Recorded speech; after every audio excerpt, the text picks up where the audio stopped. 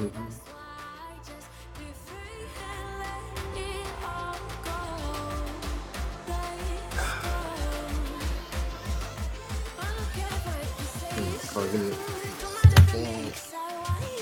here's my wallet.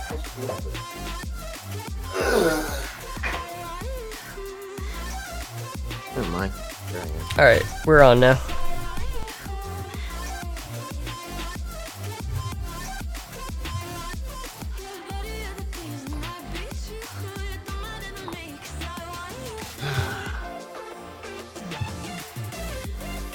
It was bad. I placed my Domino's order and they didn't finish it.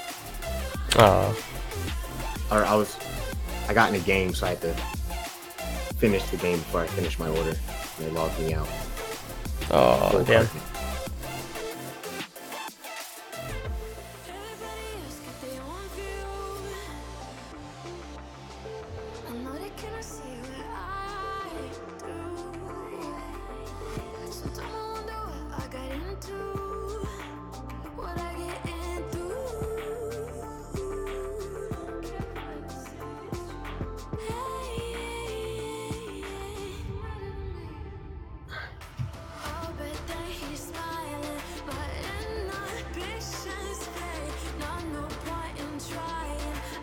Oh, okay, so my card's okay.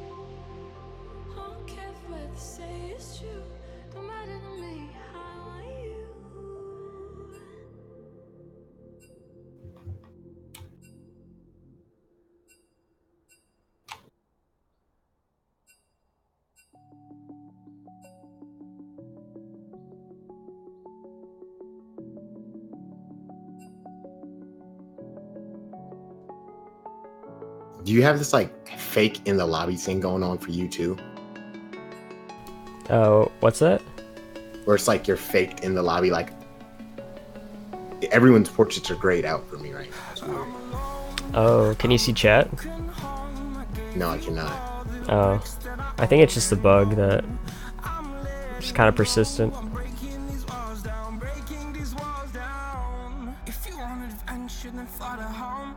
But if you wanna travel, then go alone. Yeah, what's the point in us if I never know? Yeah, if you're gonna leave, I'ma let you go.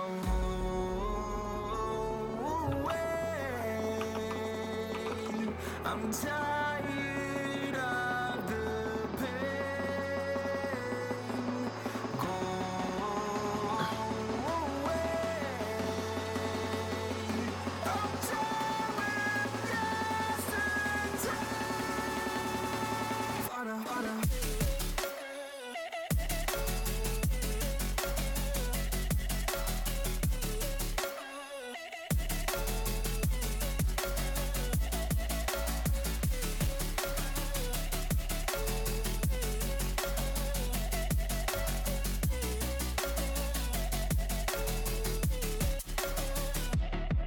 I fell where my demons dwell. My own little nightmare, I call it hell. Oh well, it's time to get back up.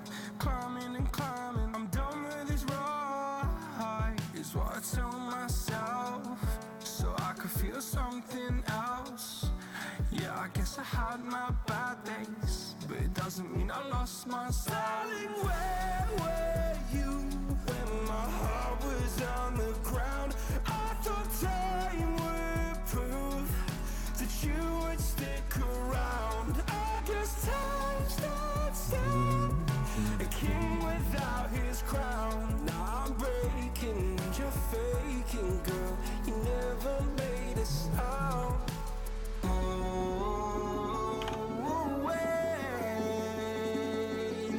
I'm tired of the pain. Go away.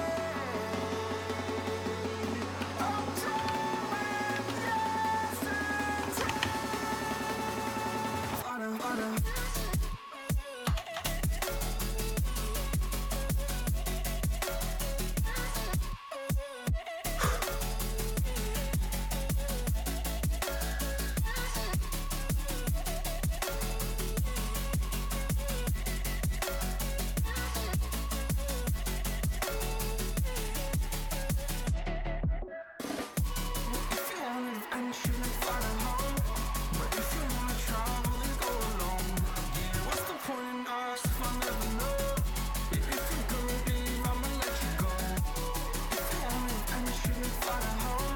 with yesterday.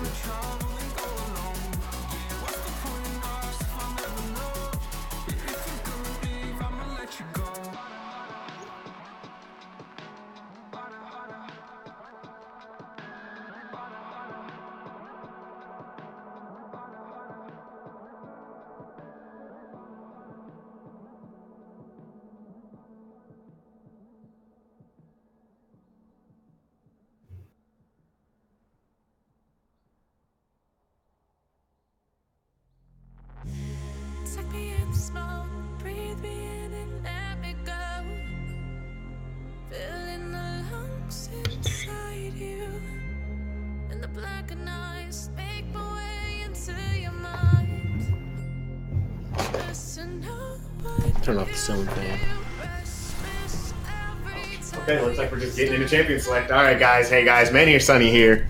Welcome to the Prophecy Cup. Kind of got thrown into this. We're getting into some nice Saturday Night League of Legends high-quality stuff right here.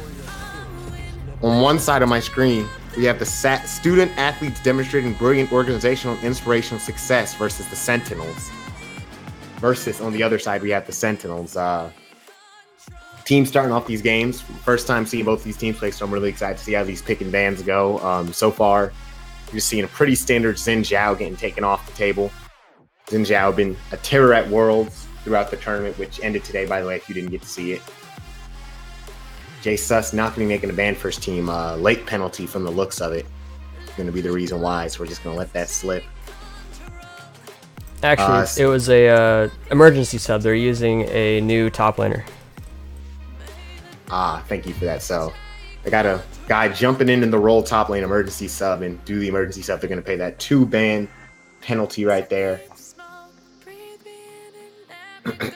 Yep, S.A.D.B.O.I.S indeed. S.A.D.B.O.I.S and Sentinels, some of our higher ranked teams in the league. S.A.D.B.O.I.S sitting at 6-1 right now, only taking 1 L. Sentinels sitting at 5-2, so pretty handsome records for both of these teams.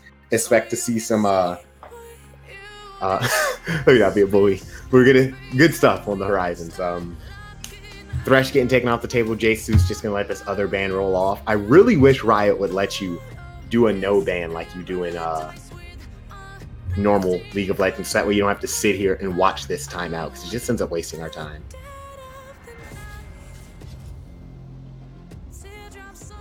I find it crazy Prophecy Cup has had we're almost at 25,000 total views on this channel, which is kind of nice. So we've done a lot. See who they want to take out for this third ban and then use this first pick of theirs. Thresh. Wouldn't be surprised if we see another one of our popular Worlds bans of what's that champion? Urgot, but no, Sivir, also another one that's been rising in popularity recently. She's from talking to our world-renowned AD carry the other day, T-Crank. Definitely not. She's not nothing you have to force into your pool, but she's definitely a priority pick in terms of AD carries. And if your carry doesn't want to play her, might be a safe bet just to take it away from the other person. So they're going to take Binto, going to have that taken away from him. And Urgot that I mentioned getting banned, they're actually going to end up picking up in this first rotation. So really strong pick right now. Urgot went through a lot of phases, but he always seems to find his way back through death. Life after death, he continues on. And Urgot can be our first pick. Xayah, the trade pick, and they're actually going to pick up the Xayah Rakan, Starcross Lovers, for their first pick rotation. This is actually, everyone I'm sure has seen this disgustingly strong combination. Played against it, playing as it in one way or form. a lot of the time teams will ban one or pick one away so as to not let the two end up together. But we're going to see it come, the pairing come. Alistar going to be the response. So another pretty strong support.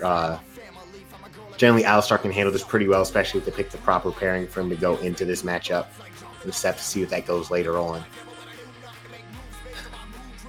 Nocturne, one of our other... Aaron Silwell, I like that. My good buddy, only here for Manny. Manny, woo! Thanks, guys. Nocturne getting picked up. Another popular pick here in Worlds. One of the better junglers. Just really good clear speed. Can actually somewhat handle Xin Zhao in the early game. But since Xin Zhao's not here, you can kind of just go uncontested. So Nocturne going to be locked in. And then Talia going to be locked in as their jungler for them. Are you solo? Yikes. Hey, man, you want to join me? Come on now. Don't be messing me stuff like that. I need your... but yeah, Talia going to be joining Nocturne as her counterpart in the jungle.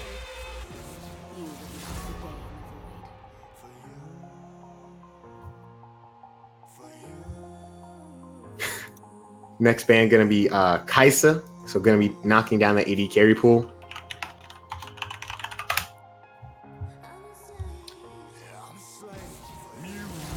Sion going to be taken away from the top lane, one of the matchups that Urgot seems to not have fun with. And I can speak this from the perspective of a Sion player, mainly due to the fact that Urgot, to pump out his damage in his minigun form, he has to walk so darn slow. And somebody walking so slow is like, makes Sion moisten at the mouth. And Sion and Swain. I've been having so many problems with my S champions recently. It's ridiculous. I'm going to create an invite.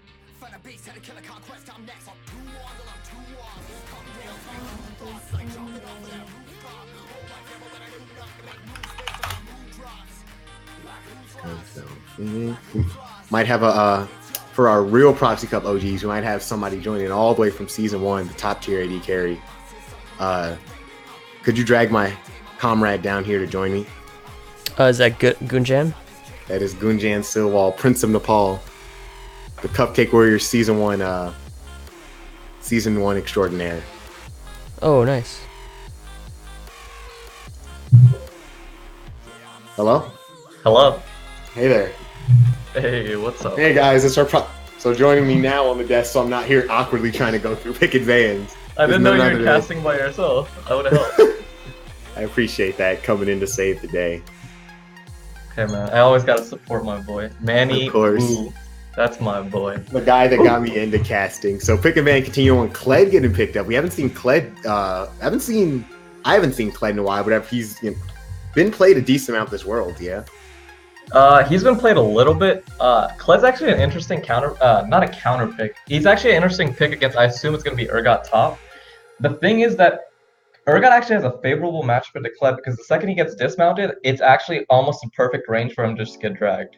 So I want to see how he plays this pick because it's actually kind of a tough matchup for Kled to go into. Yeah. Give me one second. I'm gonna set up my mic so I don't sound like I'm talking through a pipe. I'll get that good microphone, that snowball that you bought. I like that. Pick and ban's gonna round out, and going down the lineup, we got the star cost going down for our two teams. We have pretty interesting matchups. Want to see what's happening right here on the left side. They swap around. Oh, so they're running the Ziggs AD. So they're just... Oh, okay. I didn't even notice that. Yeah, they're running the Ziggs AD carry. I thought we moved past that phase in League of Legends, but it's not just a phase like we told Mom. It's still going on. Here we go.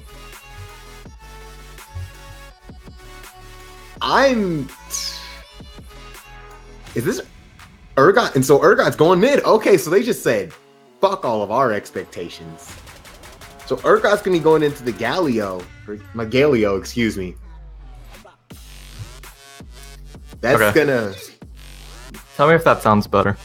Oh my goodness, that's that Yeti snowball right there. I like it. Nocturne gonna be going against Talia. Victor against Kled. Ziggs and Alistar versus Zion Rakan.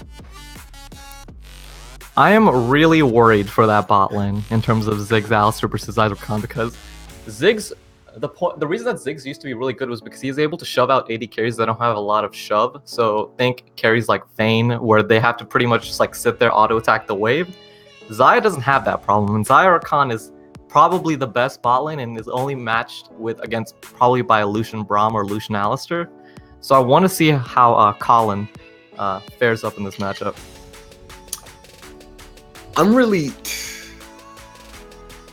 I just don't see like what Ziggs is gonna do if he doesn't like smash the fuck out of them in the first 5 minutes, and he's not gonna smash the fuck out of them in the first 5 minutes because it's Xayah and Rakan. I think the best hope for Ziggs would be pretty much to try to break this lane as quick as possible. His hope is pretty much, let's hope that either Victor or Urgot tries to breaks tower early so that he can just roam around and break towers as quick as possible. Because if this lane ever goes extended, Xayah Rakan will eventually kill Ziggs and Alistair. Will kill Ziggs pretty much in that lane. There's not much Ziggs can do if he gets flash Rakan ultied with the W. It's just pretty much death. Is there much, to be fair, is there much any champion does against that? Honestly, again, the Lucian Braum matchup is actually really cool. I really like seeing Lucian Braum versus Xayah Rakan because it's a lane that has a lot of push-pull, because if Braum ever tags Xayah with any of the concussive blow stacks, Xayah is in this awkward situation where she doesn't want to ulti too quickly because then she'll just get knocked up by Braum ulti, but she doesn't want to ulti too late because if she gets stunned, she will insta-die. Yeah. The mid lane, I'm assuming that they picked the Urgot to bait the... That's what I don't get. So the Kled pick was the counter to the Urgot. Do you remember how that pick went? Was it Urgot was picked first and then Kled picked afterwards, or opposite? Urgot was picked in the first rotation. Kled was picked in the second. Kled was picked fourth for the red team. Urgot was picked third for the blue team. Okay. So in terms of matchups, I honestly do not know the Victor Kled matchup. I would assume that Kled would be similar to what happens with Aatrox, where Victor is able to bully him out with the Iceborne Gauntlet plus a tankier Victor build where you get the Q evolve first. But the problem is that Kled has his ultimate to run down Victor. And if he ever is able to get his jousting on, he's able to joust pretty much right outside of gravity field range. So that matchup is going to be pretty explosive because I'm assuming both Nocturne and Talia are going to focus that top side. Because Xayah and Rakan are self-sustaining, Galio and Urgot pretty much negate each other. Like, they don't want to fight at all. Both of them are just like, yeah, Urgot's going to build Spectral I'm going... Not get any bans? They lost their first two, yeah. Okay, cool. Hey, are you able to like spectate off of me to spectate this game, or are you just gonna be going off the stream? I think I have to go off the stream. See if you can pull it up on any op.gg still, if that works. Let me try. I don't know if it'll work though, since we're using tournament draft codes. Hey, that's the reason I'm not play-by-play. It's color. Exactly. You can give that delay. If I give a good enough description of the team fight, we're good. Samsung Galaxy Talia, nice. Best Talia skin. Don't at me. No, I like Firebender Talia. Yikes. I don't know about that one, Chief. I think Take Heath might agree with mine. Look, we can't bring our shitty Take Heath jokes over into here. Yes, we gotta spare the people. She could have at least used Frost Sally. Would have had a nice little ice battle in the jungle. Odyssey Ziggs. What's this little border? Is this kind of like how the... I ain't gonna try and figure it out. That's the border you got if you got the Odyssey.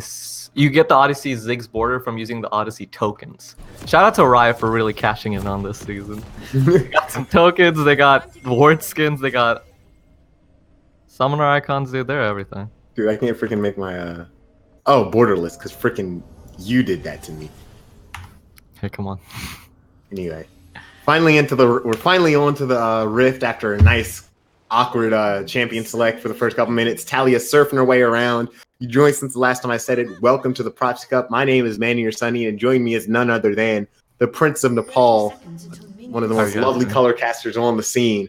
And we have a game for you today between the S.A.D.B.O.I.S and the Sentinels. Gonna be duking it out to the best of their abilities, so you can give us a nice little showing. S.A.D.B.O.I.S your team on the right side, Sentinels your team on the left. So while we're in this early game phase, pretty much everyone doing a point strategy, just taking up, a little bit of poke going thrown out, but everyone's pretty much just trying to keep vision in the river. What are the scores? Give me some background on both of these teams. So What am the I watching here? S.A.D.B.O.I.S are 6-1 right now versus the Sentinels are 5-2. Both of these are high quality teams in the Prophecy Cup. You know, some of our better players. Some of these are champions from other teams in previous seasons, and they've reshuffled around and are looking to get themselves become 2-time champions. Hey, dude, if Rookie can do it. Wait, Rookie's never won Worlds. What do you mean? What are you talking about? Rookie hasn't never won Worlds. All right. Wait, what do you mean? Worlds, it hasn't been 24 hours. You can't spoil it. Come on. Oh, yeah. If you haven't seen who's won Worlds by now, I don't think you care enough. Feels bad, man. Anyway, getting the lane late. They're getting a lot of missing pings. They probably know they're in this bush. Gonna walk out. Rakan gonna just walk. Try and get the knock up on Ziggs. Miss it. And Alistar's gonna miss the pulverize. So just feathers thrown. Kind of awkward right there. It's good that they actually went for that, because even if that looks like nothing really happened, it just gets pressure in the lane, because this is one thing that a lot of bot lanes do know is if you're not having a leash, you should try to either do some sort of cheese or try to get minion advantage, because you getting pressure in that lane pretty much guarantees your jungler to get bot scuttle. Because you'll be able to warm up. Give me a second, I gotta put pants on because Lauren, my domino driver, is on the way. Hey, shout out to Lauren. A little bit of trading in the mid lane. Nothing really happening around here. No, everybody's pretty chill this early game. I don't expect to see too much out of Urgot and Galio or Galio early on. They're not necessarily like these balls to the wall level 3 type champions. I really do want to see where the tally on the side of S.A.D.B.O.I.S tries to go. If she tries to affect the lanes early before level 6, or if she tries looks to like she wants to affect top lane right here. Kled going in, gonna have the Bear Claw trap pulling him in, and Victor's just gonna get destroyed by that Talia pull. Easy first blood right there, making it look like clockwork. She walked right up on time, threw out the work to ground, and then just got pushed back through it. Victor gonna be TPing up right here, and they're gonna push him back again, and he might actually go down for a second time, TPing to his death. And now Victor is down 0-2, no flash, no teleport. Kled has his TP, both kills.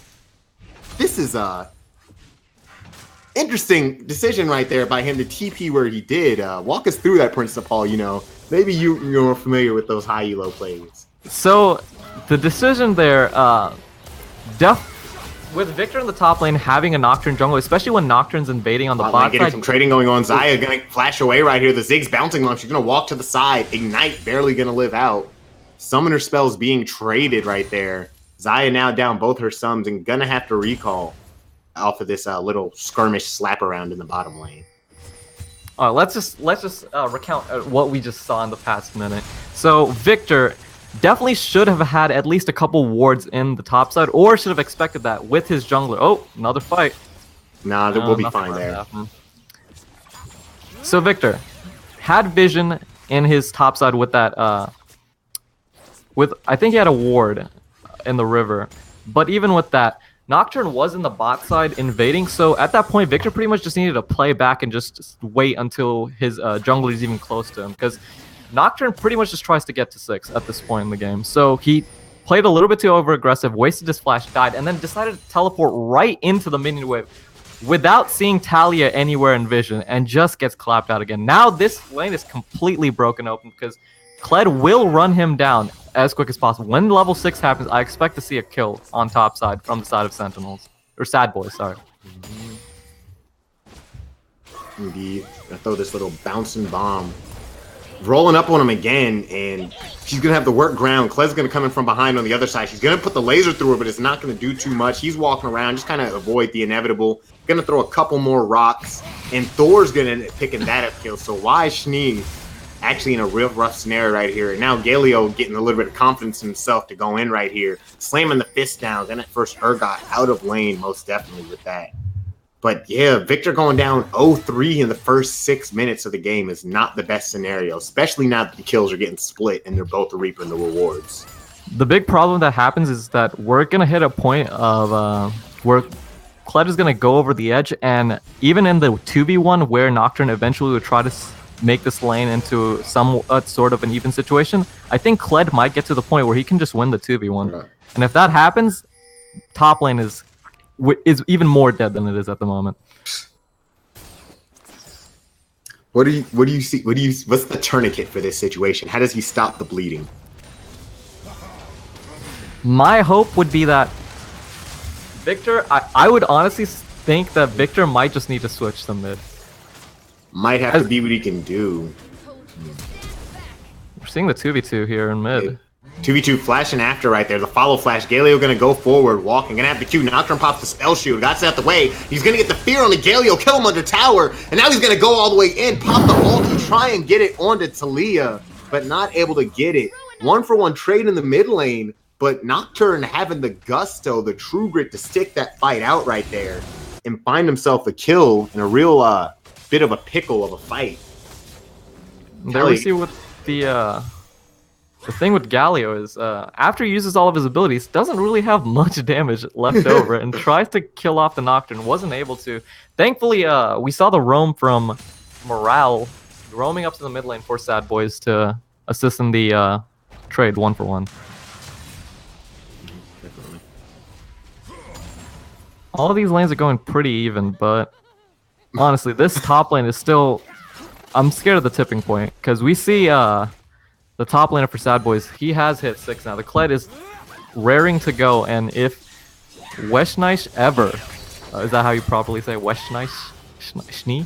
I don't remember. It's the color white in German. But anyway, he's going in again, and here it is, like Silwall just said. He's just going to kind of do what he wants to that kid and bully him as he pleases. Especially the fact that had he even upgraded? No, that's the problem. No, he hasn't even upgraded either. He every back he's not been able to get enough gold to scrounge up the Hextech upgrade. Finally had he's enough. just falling further and further behind at this point. Or no, upgrades are 1250 now. Fuck. They lowered him actually down to 1150 while you were on your hiatus.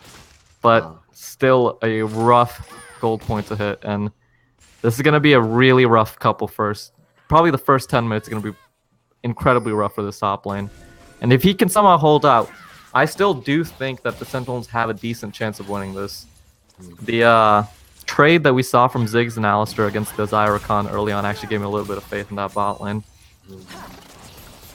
Bot lane, Ziggs is holding pretty well on his own. They haven't found any opportunities, though. Level 6 is here for Xayah, and it's not too far behind for Rakan. I want to see how this fight's going to pan out when it happens. Ziggs, only thing I kind of disappointed in is I feel like when you're playing Ziggs, somebody with so much wave clear built in, I feel like you should at least be even in farm, if not, ahead. Being down 8 farm isn't necessarily the best situation to be in.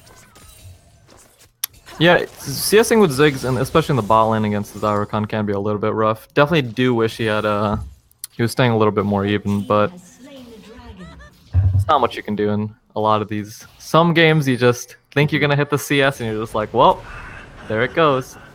Good secure on the Ocean Dragon by Talia there. Of course. Nocturne gonna pop the ulti right here. Galio has the calling coming in. His nightmare is coming true in the mid lane. And Urgot's gonna drag him back and fear all the minions. Fear beyond death paired with a nightmare right there. And now Nocturne's on the run right here. Talia coming in with that wall. Now we're gonna have Urgot doing his best to chase her up the river, but she's bobbing and weaving and showing what her people are capable of, walking up this river, throwing the rocks into him, but Urgot's got the minigun out. He lands the Q for the big chunk of damage, and one last leg exploding is gonna get the shutdown. 2-for-1 trade right there. Nocturne going down, but Urgot getting himself some nice gold into his pockets, getting himself a much needed shutdown on Talia right there. And that's really good for the stat of Sentinel. I was really not expecting Galio to die so easily from that Urgot Nocturne combo, but just we see the Urgot hit and he just drags him back and crunches the Galio. And now this mid lane's actually in a pretty good spot for Sentinel. Urgot should be able to break this lane now, because without Galio having his flash for another, I'd say about a minute, they can try that play again. Hey, shout out to HHD. My bad for jumping off, but shout out to HHD X Mun, our second person to hit the 1-year subscriber mark for Prophecy Cup. And he sounds like an aggressive customer at Chick-fil-A. What is wrong?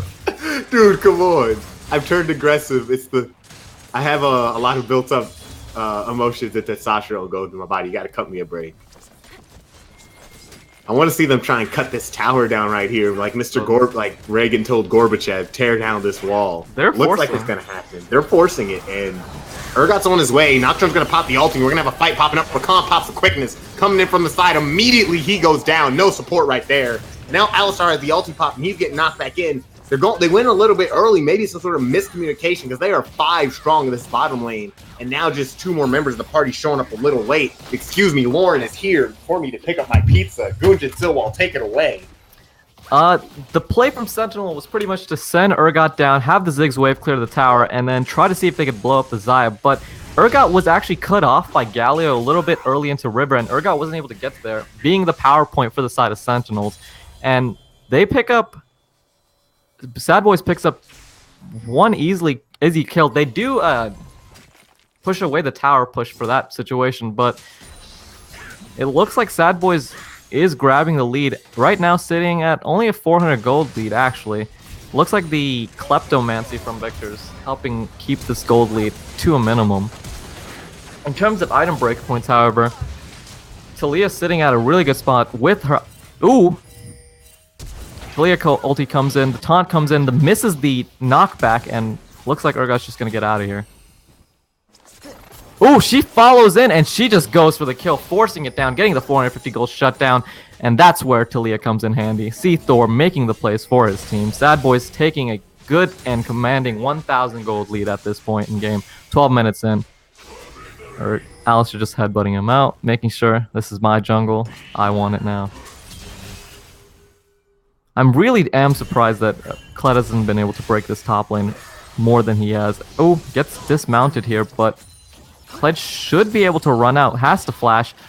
Gets the Q. Oh, he's fighting! He's fighting! Oh, not able to do it. Gets the shutdown. And Victor somehow has been able to solo kill the 2-0 Kled in the top lane. Sentinels, Weshnice is not going to die without a fight.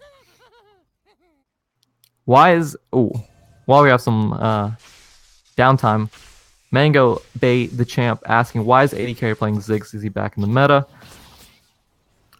He's not back in the meta.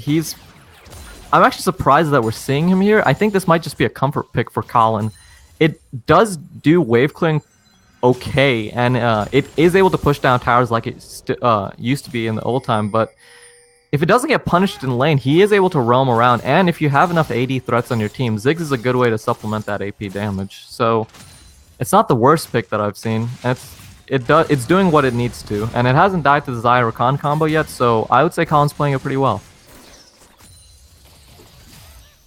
Galio going back in, goes for the taunt, is not able to land it until he just has to walk out of the way. This game's coming to a little bit of a standstill because the problem that, again, we're having is that S.A.D.B.O.I.S got that advantage up in the top lane with that Kled versus the Victor matchup, but actually Kled's down a level at this point, and he might not even be able to 1v1 him. That play they tried to make, the 4-man bot lane push, didn't work out, and Kled lost a little bit of experience at that point. Fight gonna start up here in the bottom lane. Alistar going in right here, gonna get Rakan really low. Ziggs gonna throw the bomb, and now Nocturne coming in behind. P. Schulte pulling back. Xayah doing her best to try and survive in this fight. Galio slimming in, giving her a little bit of defense. Pickaxe getting slain by Bento. Ziggs throwing the bounce bomb on the backside, but it's a double kill for Talia. Now the whole team is fallen, and the cow has no friends left on the farm. Like old McDonald, no one here to save him except Victor on the top side, just chilling by himself. And that's going to be a 4-for-1, a wipe in that fight right there that the blue team started so confidently, and after that first kill just got absolutely routed. And they went way too deep for the Xayah there. She had both her flash and her ultimate and Galio ulti, and that Galio ulti landed perfectly, able to split up pretty much everybody on the side of Sentinels and give Xayah enough space to pretty much output as much damage as she needed to. And they pick up the 4 kills, they pick up the tower, they pick up the Ocean Dragon, and now S.A.D.B.O.I.S is actually in a commanding spot with around a 2.4k gold lead at 15 minutes. This top lane still, however, is somehow going in the favor of Weshnice on the Victor top with Kleptomancing, and I'm still kind of surprised. He goes for the all-in, he pops the Kled ulti. Rakan's here, he doesn't have ultimate though, so he just has to back off. Yeah, it's getting really rough right here. Urgot trying to gun him down. The little storm might follow, but he might be able to outrun it. Just one more tick. Not going to get it. Now we have another fight, but the Alistar finishes on the backside. The question is, can he get here to save the day for the rest of his team? What a taunt. The answer is no. Talia been able to pick up the kill on Victor after Alistar secures the kill on the back. Wait, did the Alistar just run up and ignite the dude? He did. He just ran up. He didn't even try to. He was like, I will get this. Which, I mean, it works out. Gets the 1-for-1. Evens out the fight. And now the bush bait. Red team looks like they want to get themselves a second tower, get this top side. Possibly go for Rift Herald with these missing pings from the blue team. That's what they think. Anyway, Talia with the big bump into the earth unturned round. Bomb not going to hit anybody really too hard. Good pickup. Do we know what the next dragon is? I will check. It is a air dragon. Okay. I was hoping if it was another ocean, that would have been really good for S.A.D.B.O.I.S at this point because a lot of damage from Sentinels is a good amount of poke, especially from Ziggs. And if triple ocean can be pretty oppressive in games where there's a lot of scrapping, as we've already seen. Thor, we haven't really commented on it, but 8-1-5 on the Talia jungle. He's really putting in the work, and he's about to get a Zanya so that your boy Nocturne's never able to run this man down. Yeah. Not only that, it's also going to help him output more damage. Just being able to, have the armor, but while he's in that stasis, it gives him more time for his rotation to come back up and just spew out more damage into the team fight. Of course. Wave clear, being sent out again. So, what do you think about this this matchup that we're seeing in the bot lane, but is the top lane matchup with the Victor versus Kled? We talked about it pretty much going downhill, and we were getting to the point where we were about to say the end is near, but you missed it while you were grabbing your Domino's pizza from Lauren, but Victor actually got the solo. And I don't want to miss this team fight. Rakan all over the back line. Galio jumping in with them. The tower goes down as well as Nocturne. Now she's walling them off on the back. They're stuck between a rock and a lot of rocks in a hard place right here. 2 people down. Running for his life. Urgot trying to decide what he wants to do, but Talia is making her decision that she wants to summon up the Rift Herald. And now the 8-legged freak is running for his life. Shelly gonna ram her head into this tower. And they're looking to pick up 2 on the top side with ease. Victor on the bottom side not gonna TP in and just gonna try and make a trade. A 2-for-1 tower trade for his team.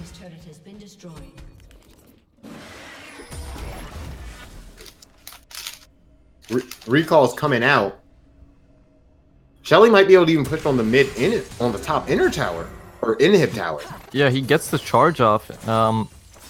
Good pickup by West Knight Tower on the other side to pick up the bot outer tower. Any sort of consolation prize is good for Sentinel, who kind of want to make this game last maybe 5-10 minutes longer, hoping that they can get their items so that they can turn on the heat when it's needed.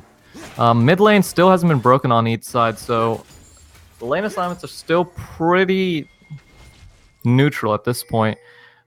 I am still surprised that the Victor is somehow winning this matchup when he was put down 0-2, burning his teleport after dying level 2. And he's coming back hard. Jesus Christ! I didn't even have a chance to try and commentate that. You're gonna see the absolute taking of the life. Kled coming in right here, and he looks like he wants to follow it up. The Demacian man or the Noxian lead in the charge. Why Schnall going down right there? 2 people down for this team, and S.A.D.B.O.I.S is in complete control of this game. And again, this combo, it's been referred to by a couple of LPL casters. I heard Frostcurrent talked about it yesterday on the desk, the Cannonball combo, where you run something that has hard engage, similar to Rakan. Even the Kled can work, and then you run the Galio, and they just run in and they just tear apart any hope that Sentinel has of coming back in this game. It's really making it so difficult. Victor's not trying to do his best to try, get on a lane, get some farm, but anytime Victor goes off, they either chart, Nocturne ulting in right here, trying to go onto Talia on the backside. J-Sus is taking down Pickaxe, Nocturne popping the spell shoot to do his best, hide in the darkness, but they don't really care about that. They're just going to fight. Victor gets a great stun under tower. Going to try and follow up this kill, but J-Slu's following under the Pickaxe, under the tower. Going to go down. 2 kills for the blue team. 2 big shutdowns on the Talia and Kled. Giving some much-needed gold over the blue team, and honestly taking the knife a little bit away from their throats, but only slightly. a little bit too over-aggressive without any Galio, without the Rakan to pretty much get that instant CC and engage. They weren't able to lock down Sentinels enough to get Talia to throw out the multiple, I can't remember her, threaded volleys out in the team fight, and they just didn't have damage to close off, and they just dove a little bit too deep. Looking at items, Talia did end up finishing the Zanyas and now is close to completing the Morellonomicon. Jesus on the Kled, finishing up his first item of Black Cleaver, going towards Tiamat, and double Null Magic Mantle. He's looking for some magic damage negation on this side. Just a little bit. Trying to handle that Victor damage, as well as the AD carry support, Ziggs, whatever. What do you call that? Because he's not the AD carry. The bot lane carry? The bot lane carry, thank you. I gotta learn these new terms so I don't offend anybody. Cloud Dragon gonna get picked up. Talia be able to zoom around the map faster with the rest of her team. Always nice to have some out-of-combat movement speed. And in terms of late game team fighting, I would put the power over onto the S.A.D.B.O.I.S. It's just much easier to execute than what we're gonna have to see on the side of Sentinel with Urgot ultis coming out, Ziggs having to throw down a bunch of damage, and Victor kiting out as much damage as possible, while S.A.D.B.O.I.S can just pretty much have Xayah with 3 items, run anyone down, press ultimate. You got the cannonball trio of Kled, Galio, and Rakan. And the fight should be much easier for S.A.D.B.O.I.S to execute, but there is hope. This game is not over yet, even though S.A.D.B.O.I.S are sitting at a 4K gold advantage. Nah, it's prophecy cut, man. Games are never over. Until we've seen some games go coast to coast, and I'm hoping for a coast to coast on this one. Coast. Don't mention coast. You know how I feel about that word. Explosive Pebble in chat asking, what do you think Sentinel's win condition is at Prophecy Cup? I think Sentinel's win condition is Urgot winning this little fight he's in right here. Definitely helped play a part, but Kled bringing it to the house right here. Urgot gonna pop the ghost, try and get one of those legs to explode all over him. Kled bobbing and weaving back and forth. These guys with all sorts of boost weight shoes. Now Kled knocked off, flipped behind Urgot. Ziggs coming in on the back to help, but it was merely a ruse because on the top side we have the red team starting up the Baron, and Ziggs going down there doesn't help. Nocturne gonna pop the ulti. Looks like he wants to go in, cause some disruption around the team. But he just slow it down. He comes in late. He's gonna pop it. Nocturne has stolen Baron Nashor. And now we have Rakan running around with the quickness. Lots of things going on this pit for the blue team. Alistar and Nocturne really trying to get this kill on Natalia, and her team has all evacuated the pit. Red team just all running. Victor's now gotten to the fight, and it looks like blue team might have made something out of nothing right here. Ziggs with the bumping around. Talia gonna get killed as he even tries to fight her. Double kill for Talia, but a 3 for 2 in favor of the blue team. And Nocturne is stolen Baron Nashor. Crap. That Despite Nocturne being a level below. What a play, charging into a 1v4, gets taunted, gets the smite off, and now this game is pretty much getting back to an even state. They should be able to get this mid-outer tower and probably the mid-inner. Pick that up, and gold is getting close to being pretty much even. S.A.D.B.O.I.S are at a 2k gold advantage, but with the Baron buff, stats, this game is pretty much even. And it all started from that Kled 1v2. Victor's about to go back and buy 2,200. Kled actually has almost a 2,000, or Victor has almost a 2,000 gold lead on Kled now. Again, the problem is that Kled just wasn't able to push his lead. We're gonna see the replay of this Baron steal and Picolate? Picolate with just a beautiful steal on Nocturne. Everyone has such weird names in this game. What happened to XX red, blue, yellow XX?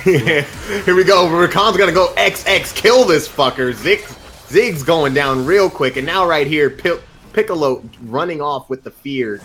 Holy! Yeah, he went pedal to the metal. There's just something so funny about Rakan and Kled just running down a Ziggs as fast as possible. That They're gonna blow the wall out, push them off this tower. They're gonna make this pretty easy for the Zelts to get. Minions can't even get there to, have the Baron boosted minions, so pretty easy tower for them. They're still in control of this game despite the Baron being given up. Not too much of a fret, but they're still in control. They're definitely in control, but again, the problem comes with how Weshnice is playing this Victor versus Kled matchup. He is going to get to a point where he's going to be able to run down the Kled. after that level 2 fiasco, the 3-minute 2 deaths, we were saying the end was near, but Wesh Knight's able to turn that lane around without any help. He solo killed Kled when he was 0-2 versus the 2-0 Kled. And he's trying to put his carry pounce on as hard as possible. They're trying to go into Victor. Nocturne going to pop the ulti, trying to get involved, cause some shrouding, and Zig's ulti going to come down. Wave Stream on a killing to be able to kill Rakan, turn it around, and now our boy Urgot's down here with all the legs explode on a Reinhardt, taking him down. Or Reinhardt von Musel going down. And now we're going to see another member of the red team, Jesus, falling. Colonnador picking up that kill. 3 for 0, taking out 1, 3, and 5 rolls. And Tally having a recall with her tail between her legs. Blue team pushing down on this bottom side, looking to finally get, some real estate into this blue team, onto this red team side of the map, get themselves some vision and possibly even a tower. Here's the one thing that Sentinels have over S.A.D.B.O.I.S. They are tanking. Sentinels has 3 members that will not die in these team fights, with the Victor and the Urgot and the Alistar popping his ulti. This is going to be a sad situation for the S.A.D.B.O.I.S. if they don't try to clean up their macros here, because they need to have Talia and Xayah in these fights in hopes that they can kill off this tanky front line. Talia is 13-2. I think her team is forgetting that, she is the PowerPoint and she needs to be played around. 100%. Galio, you just kind of gotta create space for Talia. Be a body blocking shield in the middle. Rakan maybe shouldn't be going as hard anymore because people are tanking up and they can't necessarily blow through them anymore, besides maybe the Ziggs. Honestly, I would like it if S.A.D.B.O.I.S. ran some sort of a 4-1 with the Talia and Galio trying to sit in mid lane and try to roam down to pretty much try to roam down and to create imbalanced fights, because Talia in these roam situations can be pretty deadly. This is going to be an Infernal Dragon fight, and we're going to see something pop off soon enough. Neither team wants to give up the Infernal. Kled going to pop the ulti. Red team going to make a collapse right here on Urgot. He's going to get taken down real quick. The ulti, but now the ulti comes in from Nocturne. He's opened this up. Galio's going to go up in the air. Stopwatch getting popped by Callie. She goes on the backside, still getting slammed dunked by the Ziggs bomb, and now this team is just turning this around, topsy-turvy on its head. Victor 2v1ing the back line. Gonna go down, but he's held them off long enough. He stagged them off that his team can now proudly take this Infernal, add it to their collection, as Rakan and Xayah, the star-crossed lovers, have to just rotate over the mid lane and give this up. And Pickaxe had a fantastic ultimate on Urgot there. If you didn't see, Talia pops the Zhonya's and the Galio tries to ulti, but Pickaxe is able to just grind up the Galio before the ultimate comes off. Then they're able to kill off all 3 in that fight with the fear going off. And it looks like Sentinels is picking the game back into gear. Kicking the game. Jesus. When the Urgot going down, getting a little bit too aggressive, Xayah taking it up. Way too aggressive. Feeling himself a little bit too much, but he pays the price, and he'll hopefully learn after these 45 seconds he's off the rift. Sentinel is definitely a team where they need their R buttons to get things done in this. They can't be too over-aggressive onto the Xayah, even though we haven't talked about Xayah too much because S.A.D.B.O.I.S. surprisingly isn't playing around that PowerPoint or the Talia too much.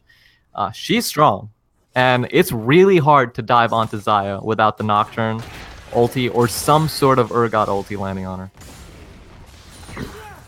Speaking of Urgot, I just looked. Currently, Alistar is bound to Urgot with the Knight's Vow.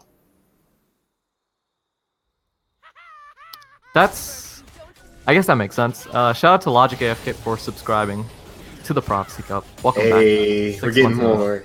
6 months in a row, man. I wish I could have been at a year if I didn't freaking... It was impossible to try and subscribe in Honduras. Like, you cannot subscribe on mobile Twitch for some reason.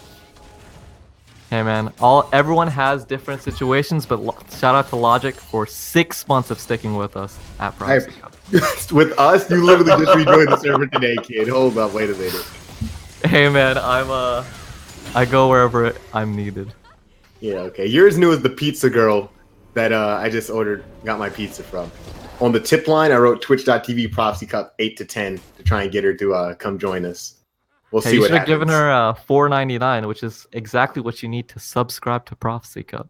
I actually did give I actually gave like a $5 tip, so hopefully she reinvested. Kled yelling charge off of his pumpkin right here. Halloween Streamer getting sent in, rolling around in the team. Nocturne popping ulti. Alistar with the headbutt pulverized. Watching the Ziggs on the back line. Pretty much untouched, but Xayah in this very similar position. Alistar gets knocked on top of her, but Xayah's health bar is in no way changing. Urgot trying to make his way on top of her, but her and her boyfriend don't seem like they're going to let anything stop them. Getting flipped back into the team, and the blue team just bringing so much damage all at once. Hitting Xayah, she's now popping the ulti after the resurrect. Way too late. Ziggs with the bomb, Victor with the storm. So much damage all at once. I didn't think you could see a health bar go down that quickly, but it happened. And now the blue team pushing into the base, 5 strong. Alistar with the hairs of his chinny chin alive, and they're gonna. This might be game. Ziggs does a lot of tower damage, and he's able to break down these towers as quick as possible. The soonest person that will come alive, that's a good word, is going to be Rakan, but he's not going to be able to do much against this 5-man stack. Who was it that asked, somebody in chat was like, why pick Ziggs when Xerath is better in every way? We found the one thing Ziggs is good at, pushing down these towers, pushing down 4 towers in about 30-45 seconds. Allows blue team to bustle wide open and get the game at 31-45 is our final 46-7. Why the fuck is this timer still going? 48. 31-48. They're able to close that game out in so much swag and pick that up right there. And in the first couple minutes, we were questioning Westnice for that teleport back in the lane, dying twice, but he is able to pretty much hold the gold difference with his Kleptomancy and bring it back after that solo kill. Really great play from the top laner of Sentinel. So we just because he came back in Klepto, he played a phenomenal game, right? He was down 0-3 and he finished 7-6-6. More gold than anybody on his team from all his. I want to give a lot of credit to his team for allowing him to get back into that game, giving him that time on the side lanes to stall out and get him out of that scenario. Because when your top laner goes down that hard, that early, it's a team effort to get him back into this game. And I'm happy that his team was able to give him the support. Ziggs coming through at the end, when it came to them taking the 1-2-man skirmishes, they would be able to come out with those tower pushes that Ziggs brings. Alistar just doing a good job. Alistaring it up, and Pickaxe with some really clutch Fear Beyond deaths. Definitely. They were just able to output so much damage in these team fights, and I do have to give a little bit of a... I don't even know the word I'm trying to look.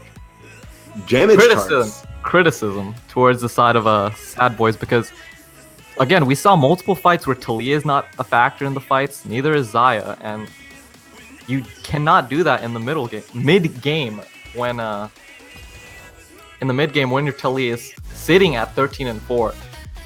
She looked like she was in a place to carry, but was not set up for it by her team.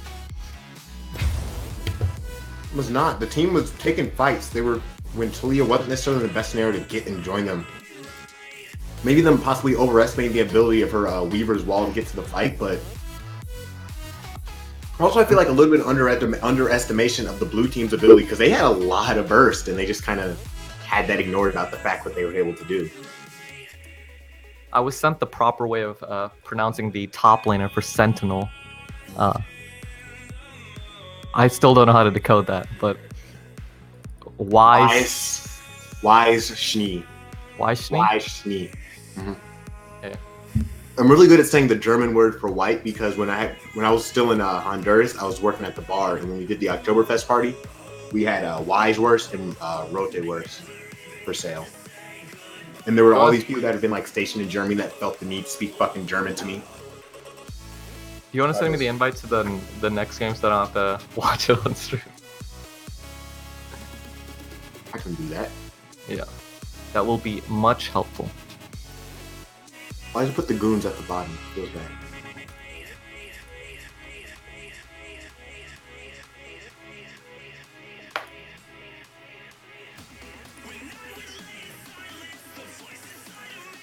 Huh. All the spectator slots are full. Someone has to move a little bit on it. Somebody has to move to their actual team. Crazy idea.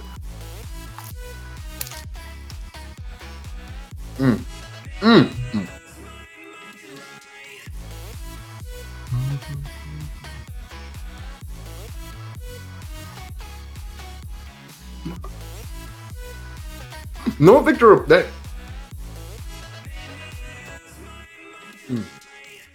Almost fucking choking on pizza. But know what that wise Schnee performance just reminded me of? That Victor game.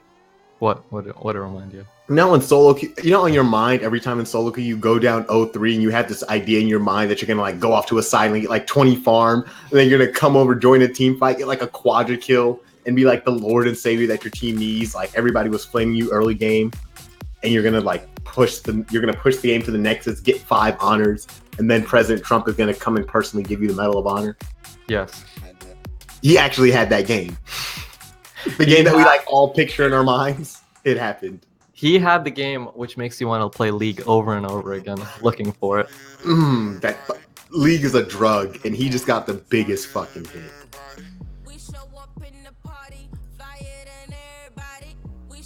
You guys can figure this out, I believe it.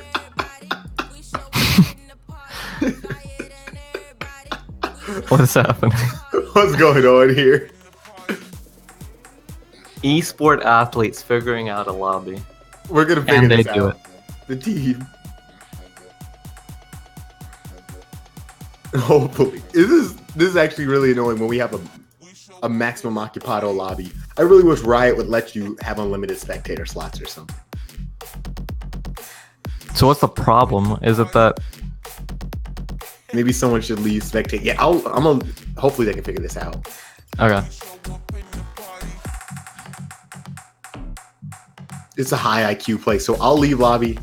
Hopefully we can all figure this out, and then one person at the end is gonna go to spectate. Fuck no.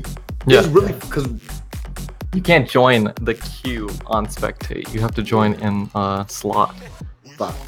No, we're gonna figure it out with the power of Jesus. There's 2 open slots, so it's definitely doable. Are there? How many spectators are we having? 4? Yeah. The 2 me, you, escapist, and then one of the captains. Okay.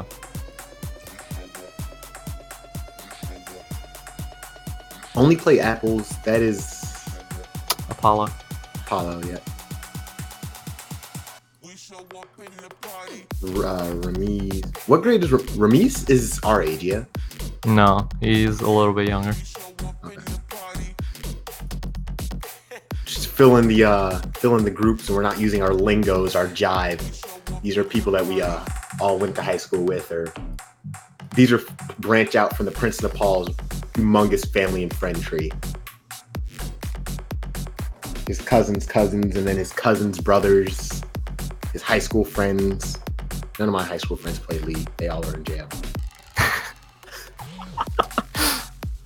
Sad but true. No, I don't have anybody. I don't think I have anybody that's in jail. I have a couple people that are dead though. Jesus, Emmanuel.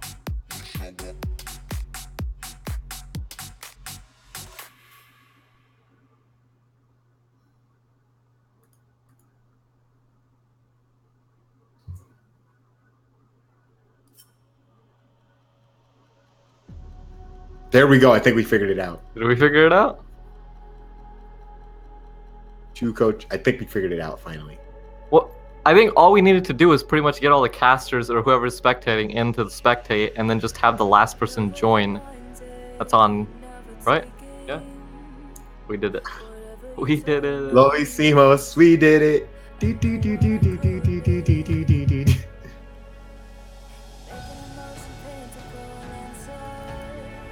You know, I tried to use some of my Dora Spanish when I was in Honduras. Did not work. I would assume so. Lo hicimos is not. Yeah, people looked at me like I was crazy. The only words, fun fact, the only words you will need, especially if you are a Caucasian American male over 6 foot, go to Honduras and you will feel like a pretty girl in the clubs in America. Like, it's ridiculous how quickly you get flocked to.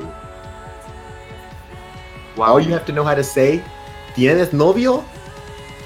And if they say no, ¿Tienes WhatsApp? That means you have a boyfriend. And if they say no, that you have a boyfriend, even if they say yes, ¿Tienes WhatsApp? If they say, you don't really care if they have a boyfriend, you're just trying to be nice. Pretend you're nice. And then ¿Tienes WhatsApp? Are we ready? R. Let them know your R.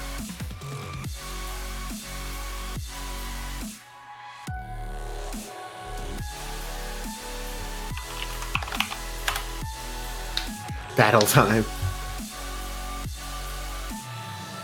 Shout out to Adventure Time. That show ended very heartbreaking. I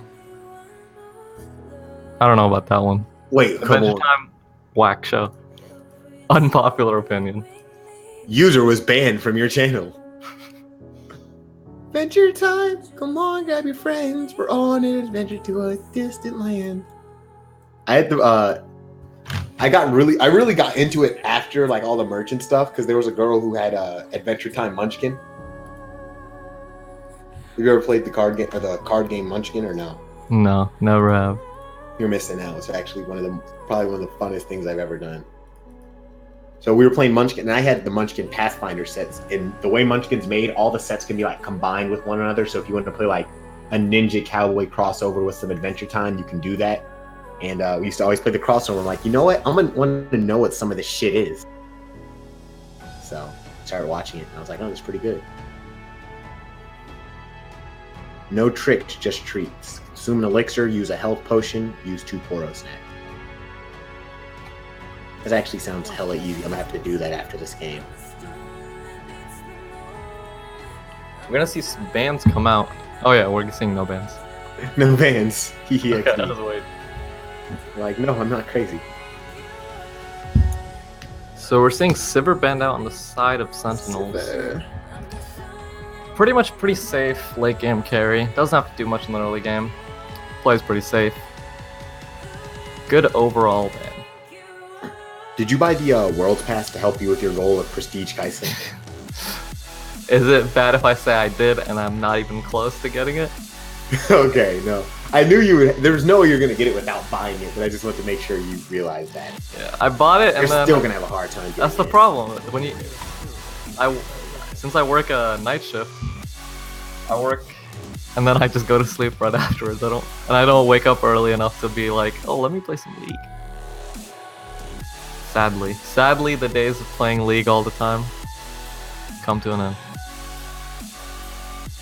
What's going to happen is freaking you're gonna come up 100 tokens short, and you're gonna think back to what you spent your tokens on, and you're just gonna think of that rip emote.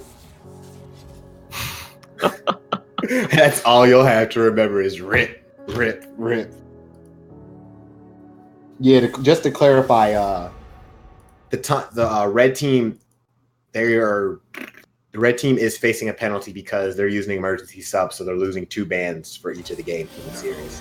So they're allowed to use the 3rd ban, which they use onto Alistar. Good ban on the Toya by Sentinels. That definitely gave them a lot of problems, especially in the early game. From Seathor, so taking that away, and they're gonna be able to pick up the Urgot as well. Was key in their last win, and we'll have to see whether it goes top lane with Weshnice or it's just gonna go again with Pickaxe in the mid. Indeed, Heimerdinger being allowed to slip through because of the switch ban to Leah ban this time. One of Bintos' premier champions, but instead it's just Jesus gonna pick up the Scion. I want to say Jesus like French. Is it? You think it's Jesus or Jesus? Jesus. Jesus. I heard I don't it speak French. Is this a midline pick or? Odoamne? Is that you? Or not Odoamne, Harnan. Sharnan. We're seeing a Heimerdinger pickup with the Urgot already being picked up. Interesting comp being built by Sentinels here. I'll have to see how they round it out. Ooh! Victor is picked up, and now it looks like they're just going to be doing a run back and replacing the Heimerdinger with the Ziggs pick with Heimerdinger. If it ain't broke, why fix it?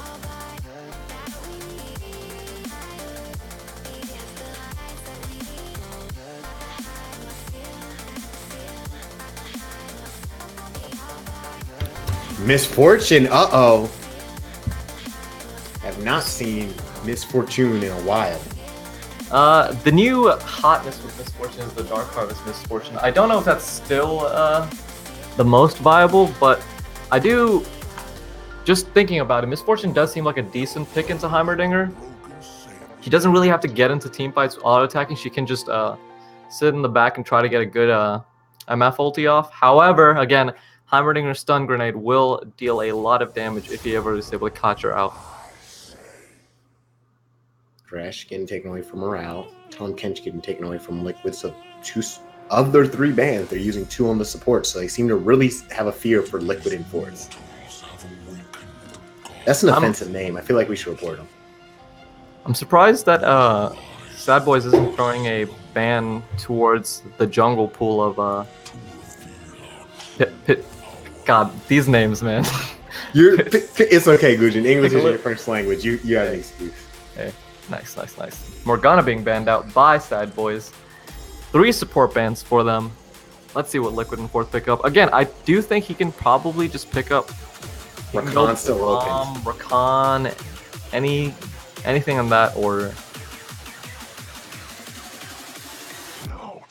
Are they gonna pick away the support on the first round of the second phase? Yep. Looks like we're gonna be seeing Fiddlesticks Misfortune bot lane versus Heimerdinger, and we'll see what rounds out the side of Sentinels bot. Again, just Braum being open, just picked up.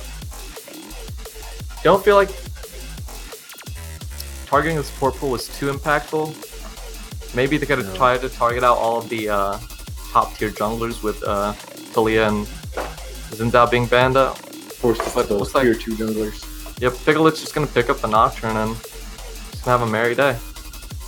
They're gonna get 3 of the 5 same picks from last game that they had. And Braum honestly still feels a pretty similar role to Alistar in Team Comp. Yeah, able to protect Heimerdinger even better in the bot lane. I wonder what they would use to round out this either mid or maybe a flex top pick. They do need a decent amount of damage, or they could just go tank. Oh, Orianna being picked up. Looking to rock out with that new, getting practice before the new Victorious Orianna skin comes out. Which I will not be, because no one's willing to boost me. Hey, you have 9 days. The one season I need to be boosted. Hey, are you admitting that you're getting boosted on stream? Yes, and you're my booster. You're going fucking no. I've never boosted ever in my life. Riot, take this fucker down. Please. End his career. Ban all of his accounts, even the one in Russia. I got that account back. The Siberian Outpost, the account that you can use to hide out from Riot. They will never catch me there. Yeah, like, I don't care about any of the other Victorious skins I have. I just want this Victorious Orianna. Orianna's been my favorite champion ever since Evelyn got reworked. Or when they announced her rework like 3 years ago, and then they just kind of sat on it. Who, Evelyn? Yeah. Hey, dude. After this KDA Evelyn skin, it's over. It's over. No Nut November, rip. Orianna switching last minute to the cleanse in the mid lane. Don't know if that's really necessary. Probably going to deal with the fear from the gangster, the Victor. Fear from the Nocturne. Stun field on the Victor. Not going to be too impactful, but we'll see how it plays out. In terms of matchups, just from the play last game, West Knight, if he doesn't feed 2 kills early, probably will have the lead in this lane. Jesus really didn't impress me with that Kled pickup in the first game. He does feed 2 kills early, because that seems to work for him, honestly. Hey, feed 2 kills to give enemy false hope. The classic CLG. No, CLG just straight up won the whole game. Oh, no. No, they just fed. Hey, CLG hasn't been good for 2 seasons, guys. We can stop with the CLG memes. No, my boy Zion Spartan will make his comeback. Yikes. Remember that one there was that one season Stix A took them to the semis of MSI, and we were like, oh my goodness. CLG the finals of MSI. Did they go to finals? Yeah. Okay, I'm thinking of a different finals, the one where the Chinese beat SKT because they baited Faker into picking LeBlanc and gave him his first professional LeBlanc loss. Ooh. Never forget when I even forgot Morgana. the mid laner. Yeah, who is playing Morgana? Did I forget his name? He's on Who? KT now. The mid laner for KT, that's not you, Cal? We have to look this up right now. This is Right now. Heck, They don't know. they know. They don't. Pawn. They don't. Pawn. They don't know. Pawn. There we go. Pawn, the season 4 world champion. Remember back when people used to actually try and disrespect Pawn? They're like, Pawn's not even that good. He just kind of got carried to Worlds because everybody wanted to see Dade win so bad. Hey, dude, Pawn definitely was a top tier mid laner in season 4. You know, he got Samsung Galaxy talent. They don't know.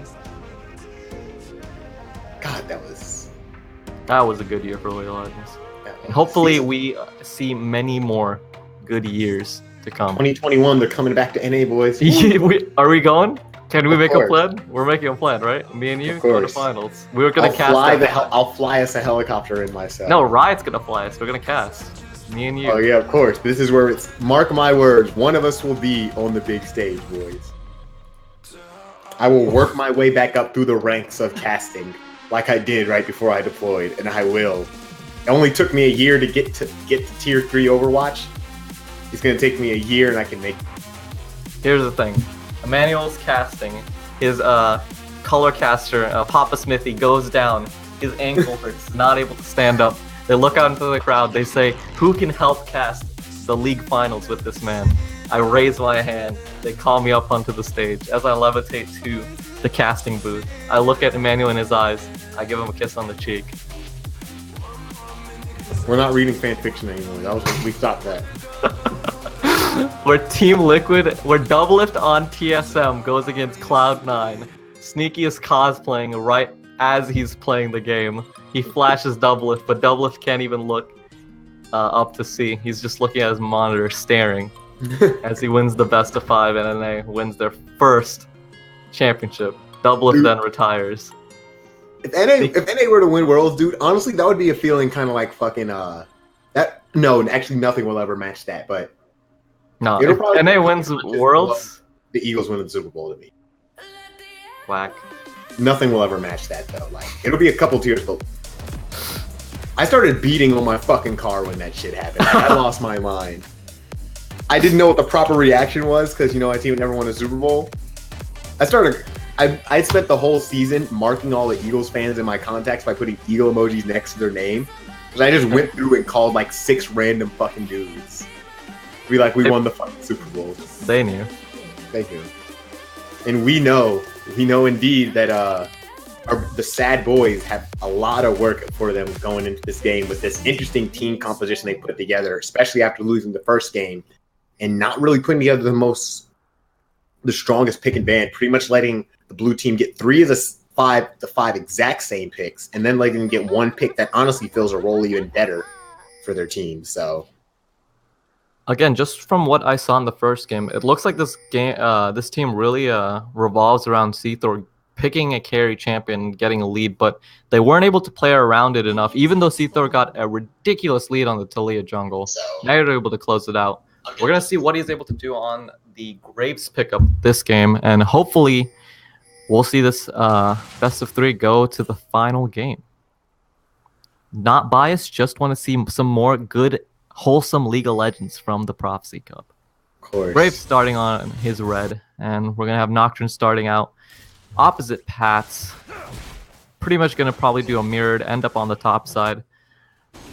We are gonna have to watch the top side again. Weshnice was the carry. Oh, let's hope that the Heimer turret doesn't steal red buff. Weishni was the carry for Sentinels in the first game. Let's see what kind of performance he can do this time without feeding 2 kills in the early game.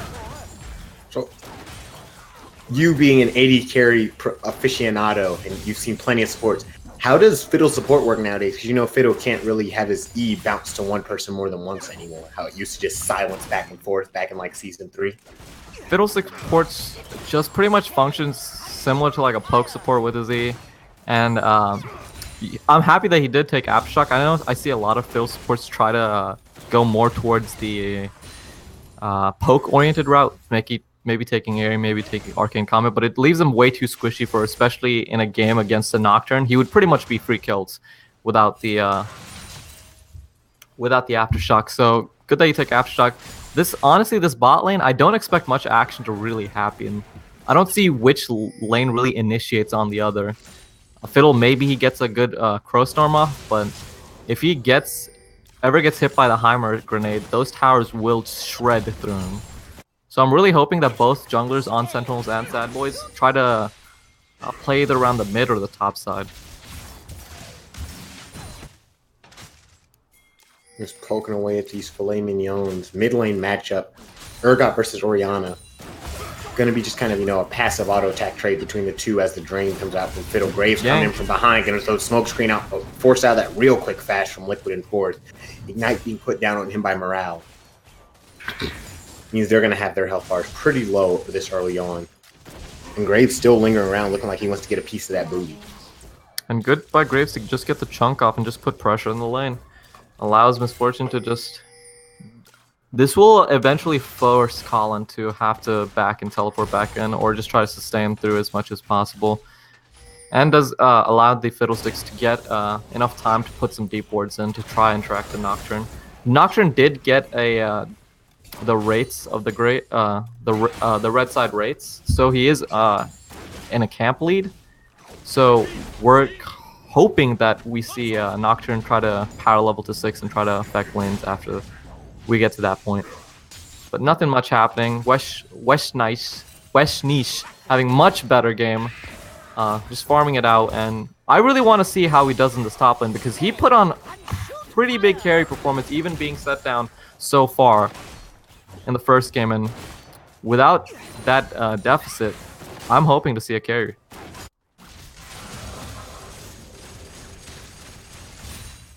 Not much happening, both mid laners just rocking the corrupting potions, just sustaining through all the poke.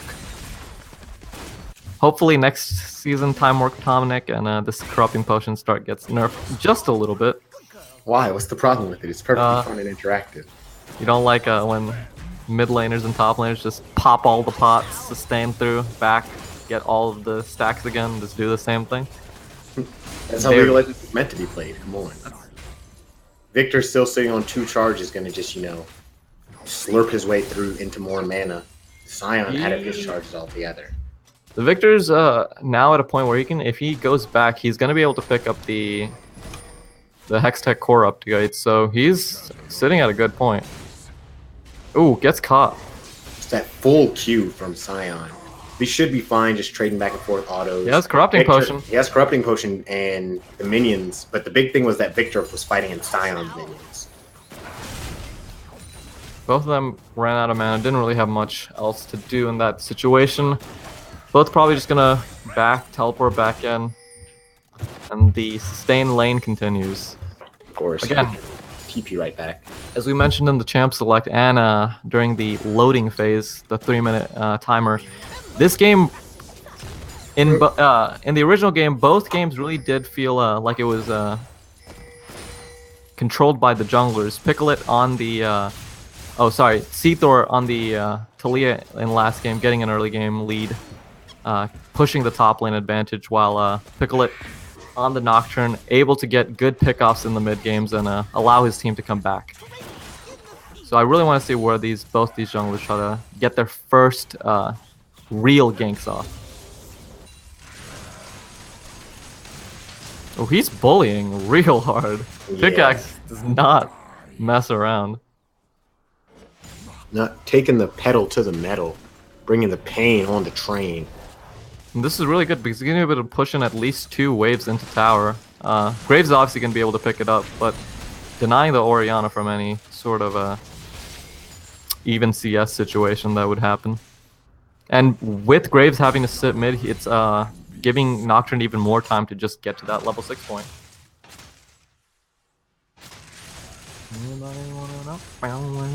Dude, I can't get that Popstar song out of my head, boys. You need to calm down.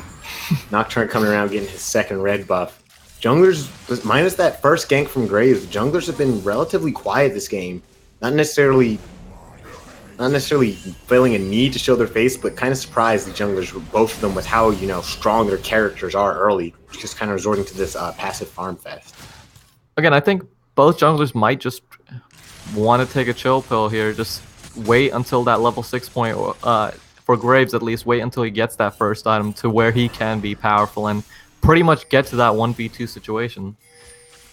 We're just seeing more and more poke happen from Weshnish happen. Oh, looks like Heimerdinger's getting caught out. Yeah, Heimerdinger getting scared back into the pit. Fiddle with the fear. Now the dragon opening up on him. Graves in that spot right there is able to pick up the first blood onto the mad scientist. But now here we go, Victor going, and Scient's just going to press on. Great play by Morale there, catching out the Heimerdinger, and now this should be a free Cloud Dragon. Gonna pop the ulti right here, gonna charge right on the back line, get on top of Graves, fear and everything, gonna take a whole face full of MF ulti and flash into even more of it right there. Missing things getting pulled back by the Ori ulti, perfect timing on that command shockwave, ensures that what looked like what it might have been a little pickle, they smooth their way out just like the peanut butter in the jar and are able to get themselves 3 easy kills. What an absolutely crazy Orianna ultimate. They're able to keep the Graves alive, and they win that fight 4-0, get the Cloud Dragon, and now S.A.D.B.O.I.S is in a really good spot. As long as Jesus in the top lane can just negate that lane, not die too much, they're looking like they're in a spot to really drive this lead home. Clap in chat.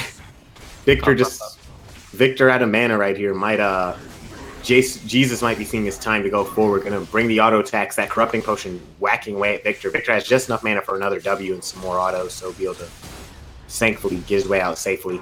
Now here the fight continues. Fighting really to him.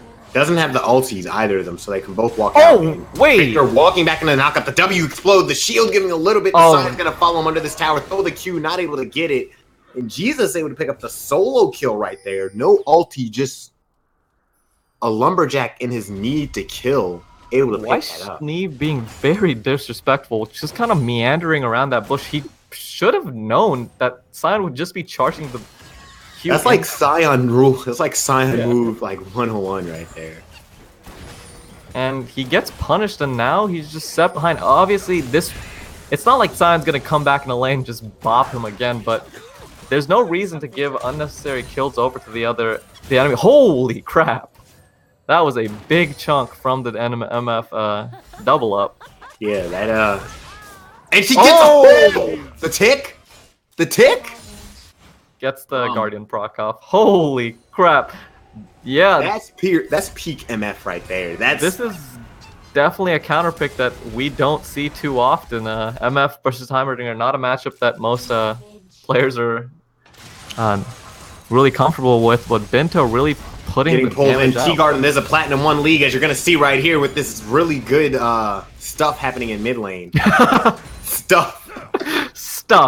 Things. Good things. I didn't really know what to call that. Like, they opened up the fight, and Urgot was able to just E out of the way. We're going to have our boy getting caught in his own jungle. You think you can be my nightmare, but I'm actually yours, says Fiddlesticks. He's able to fear Nocturne and pick him an easy kill.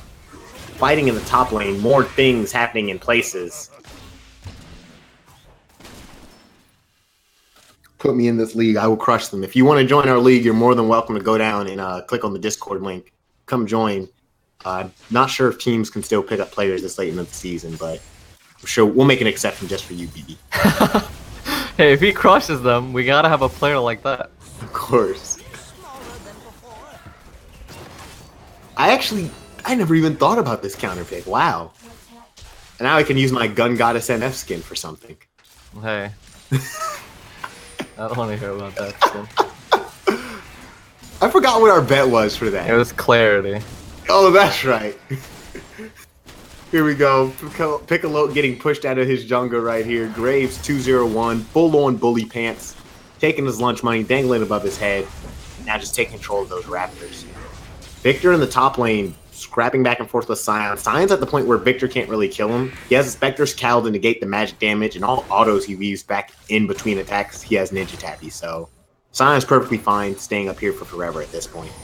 Yep, he should not really die in this matchup, and I haven't seen Jesus miss a single Q on Weshni's.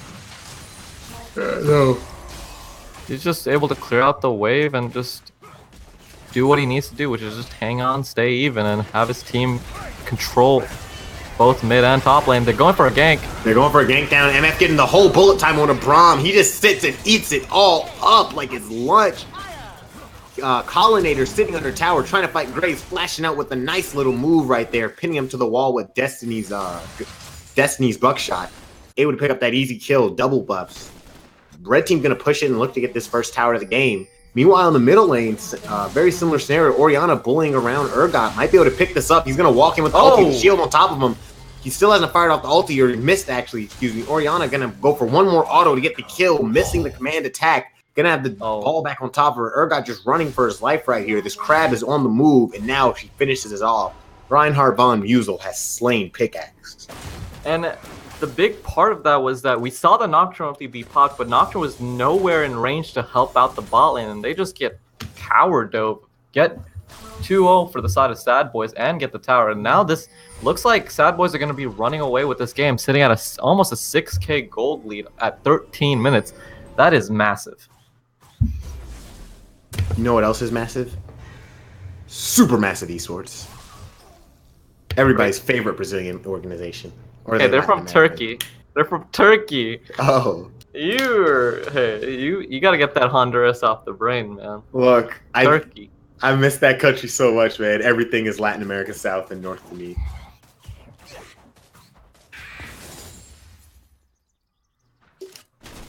Our boy Heimerdinger not in the best scenario right now. Down over 20 farm, as well as being down 2 kills. Just kind of has his little book right now. Really far behind compared to MS, has her Duskblade of Drogstar. Really looking to pop it open, but hopefully the team can look for something right here. Braum throwing out the Q, going in the mid lane. They might be able to finish off Orion, but the question is, at what cost? Teleport coming in gets canceled by Sion, realizing he may be the undead champion, but he doesn't want to have to die again in that little exchange. Going to cancel that teleport and instead just walk his way up by foot. MF, meanwhile, rotating up to the top side, looking like she wants to get herself a tower, and Fiddle calling the surprise party in. Graves here for the follow-up, flipping him into the middle of the team, just more damage for him, but he has the exhaust. Sion coming in with the ulti, not able to land on anybody. Here we go, we have our boy Victor dropping the ulti on the Graves. Graves doing his best to kite it out, but he's being led around like a... I can't even use words in the English language. Our boy Nocturne popping the ulti on later on in this fight just to bring the Shroud of Darkness. Nearsighted, Sion can't get away, getting dragged in, fear beyond death. Urgot, and now the explosion onto our boy Fidel Castro. Sion might be able to pick up Picote. Not able to, barely escapes thanks to the Heimer turret. 3 for 2 fight right there between the middle lane. What was that? 3v3, 4v4? That was a 5v4, I think. No, MF wasn't there.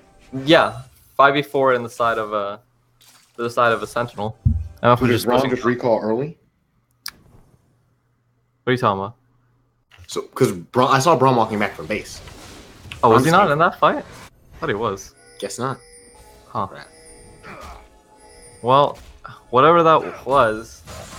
Again, a weird situation though. I think they should have just called MF down for that fight. There was enough time for it to run down. That fight lasted a good 45 seconds to a minute. You know, the tower, I don't think the tower is worth that many kills. It's just, even if it trades in favor of the side of S.A.D.B.O.I.S, even if in overall in gold it's S.A.D.B.O.I.S favored, there's no point in even giving kills over to Sentinel. If you run the 5v5, there's no situation where Sentinel beat the S.A.D.B.O.I.S at this point. Victor's scaling up with his tier build, which I'm actually surprised he's going. And real long delay. They're going to throw out the ulti E right here, trying to get on the Heimerdinger. Sion getting the knockup, going on to our boy, the Donger, getting a little bit too far forward, going to reposition with the team. Everybody really eager on their toes to pop open another fight. There's not really any objectives in the near vicinity, so everyone's just going to hold off for now. Although this Rift Herald's looking a little spicy. MF walking up. We're going to kill off this ward on it. And top laners are just doing top laner things on the bottom side. Sion has this adaptive helm. So he's pretty much, that just guarantees 100% he won't ever die to it. Looks like Sion's going to try to walk up river to maybe join for this fight. But looks like both top laners are just going to sit. Oh, tries to get him with the stun. Not able to. Yeah, it looks like red team really are trying to set up around this Rift Herald. It will be really big for them to get the Rift Herald because it will be able to. It will allow them to break open most of these inner towers that they're having trouble with getting to at this point. There is a big lead for the side of S.A.D.B.O.I.S, but getting through that inner tower structure line is really difficult, especially 17 minutes in the game when you don't have too many items to bully through. Indeed. Heimerdinger was able to finish his Luden's Echo, get himself, some source of damage, thankfully, but still not exactly comparing to this MF's damage output. Looking in terms of items, I'm actually kind of surprised that Pickaxe on Urgot hasn't picked up any MR in this lane. It's getting kind of dicey, especially with Reinhardt von Musso getting more and more AP. If he doesn't pick up just even a Spectre's Cow soon enough, he could be donezo in a lot of these opening engagements. Graves now, Seathor sitting on Graves, sitting at Storm Razor plus Warrior enchant done, and he's a very, very strong boy. But again, he was a strong boy in the first game, and we saw Picklet steal that Baron, which allowed the game to go into enough of a hold where Sentinel was able to bring it back. So we said before, the game looks over, but Prophecy Cup, anything can happen.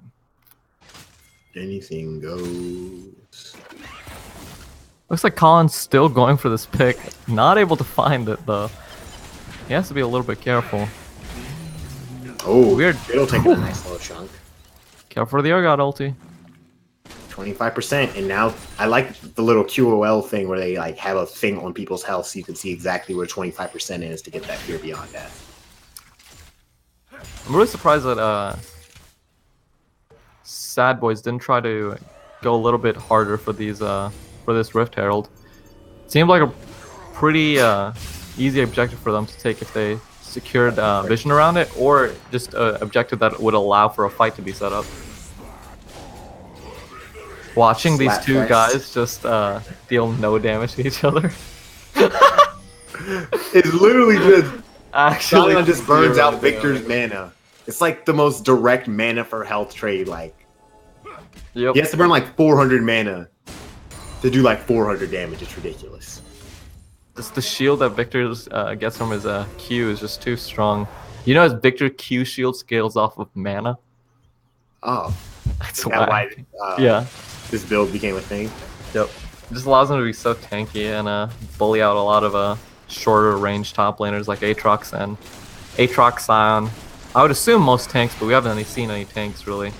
At least we didn't see any in Worlds. Yep. And that's really just because Sion is like a fucking hyper tank. Yeah, dude. If he gets almost 1,000 health from just his passive W. Yeah. Very strong. Yeah. No. There's so many. I've had that so many times to Sion. I'm like, why am I so much tankier than the other top laner? You have one item. Yeah, you'll look and you'll see you have 600 bonus health coming from your W, and you're like, oh, that makes sense. They are taking a lot of poke on the side of Sentinel. They have to be careful because Reinhardt could always pull in that shockwave, and if that ever happens, I'm expecting a wipe. This is exactly where S.A.D.B.O.I.S do want Sentinel though. Without Victor being in the side lane, they don't really have that advantage. Sion trying to go and start off a fight right here, get in the back line. Victor getting feared around, getting pushed to the side, and he may go down real early in this fight. Graves gonna pop the ulti, and now Victor or Nocturne goes on the back line, gets ulted, pulled in by Orianna, but she goes down anyway with a nice little swipe with his Umbria Blades. Fiddlestick's gonna ult in real late right here, walking forward, gonna get onto our boy Heimerdinger. He's gonna try and flash away, pop the rockets, but it means absolutely nothing to the undead champion. Jesus. Wait, Pickaxe is not Pollinator. Or Urgot's broken. Urgot doing his best to stay alive. Might be able to get a kill on the morale. The support's fighting it out. 3 for 4 actually. And this fight gets turned around massively thanks to our boy Pickaxe. Gonna try and chase after Sion, but he XD. We all know how that goes. Again, I don't like being too overly negative, but I don't think it was correct by Jesus to just dive into the backline. He should have been helping Reinhardt and Binto on MF and Orianna, just peeling them off from the Urgot, because Urgot was able to get into the backline and just tear through everything that happened. 100%. And even with a gold deficit, Sentinel picks up a winning team fight. And even with Wedge Knight going down really early in that fight, because Seathor was pretty much able to one hit him before the fight even started, and they still win the fight 4-for-3. You know, this is a team comp on the side of the S.A.D.B.O.I.S where really they have the advantage where, like you said, if Victor's grouped with the team, they're already in a better position based on just how they want that team, how the blue team's supposed to play out. So if they get Victor together, they want to let them try and force the fight on them because they can trade waves back and forth all day to keep their advantage. We might see it get lost right here as this Baron sights off. 3-man Sion ulti in the mix. Not going to pop the ulti. Going to the backline right here. Jesus is on a killing spree, taking down Victor real early in this game. We're going to have Heimer's little turret firing away. MF ulti not really doing a whole lot of too much, but Orianna ulti does more than enough. Help pick up 2 kills, 3 kills, red kill, blue kill, as they're able to get a 3-for-0 as in exchange for that Baron or Dragon, but Red Team has their sights set on the real prize, Mr. Baron Nashor. And I was throwing criticism at Jesus at his Sion play in the past team fight, but he gets a great 3-man ulti plus the knockup, and he just sets that fight up for his team, and he's definitely gets MVP for setting up this Baron. And unless we see a miracle steal from Heimerdinger, it does look like it's gonna be a Baron. Nocturne doesn't even want a piece of that shit. Just doesn't have his ulti. What? Heimer just gonna zone off with that, actually taking a decent amount of damage, but no. The zone from Fiddlesticks more than enough from what was pretty much already secured Baron. Red Team has slain Baron Nashor. Now they find themselves in a commanding 8,000 gold lead. Great flank by Sion. Phenomenal. That's what Sion players, that's what we look for right there. Like, are they actually gonna let me get this? Like, you just look, because you know Sion has the his thing is every ability of his is like the most telegraphed thing in the fucking game. So you're just like, there's no way. They have to know I'm coming from here. But he's able to come in from that angle, smash into 3 people, group them up, give enough time for Orianna to come in. Because once Orianna's got the ball there, they're not moving. They're going to dissonance. They're going to get shockwave as soon as they walk away. Graves gets the explosion. Fiddlesticks gets the silence. Like, everything plays out perfectly. MF ulti honestly didn't even do a lot in that fight if you go back and watch it. But it didn't matter because their team had already had such a great setup that everyone else's AoE was able to pop the fuck off. Again, that's the thing. MF, I wanted to state this before the fight started, but MF really wants a front-to-back team fight. She wants to have tanks in front of her. She wants to have other damages, and so she can just put in damage right from the backline. In fights where we saw before where Urgot gets into the backline and Jesus isn't peeling MF off, she isn't able to output as much damage as she needs to. But when there's a tank in front of her, a Fiddlesticks running wild, Seathor on Graves just blasting out damage, she can take the backseat and just kind of play to secure kills. Blue team takes another, or loses another turret. They actually haven't been able to get any of the red side, not even really turning them to that broken state on the mini-map. Really one of the things they're lacking is that global gold, global presence. Victor feeling the need to group with his team, taking away from that split push ability that he's really, picked up for in these scenarios. Again, that's the rough thing. That's why that Baron steal that we saw from Pickle on Nocturne in the first game was so important. It allowed Victor to sit in the side lane and have tower pressure.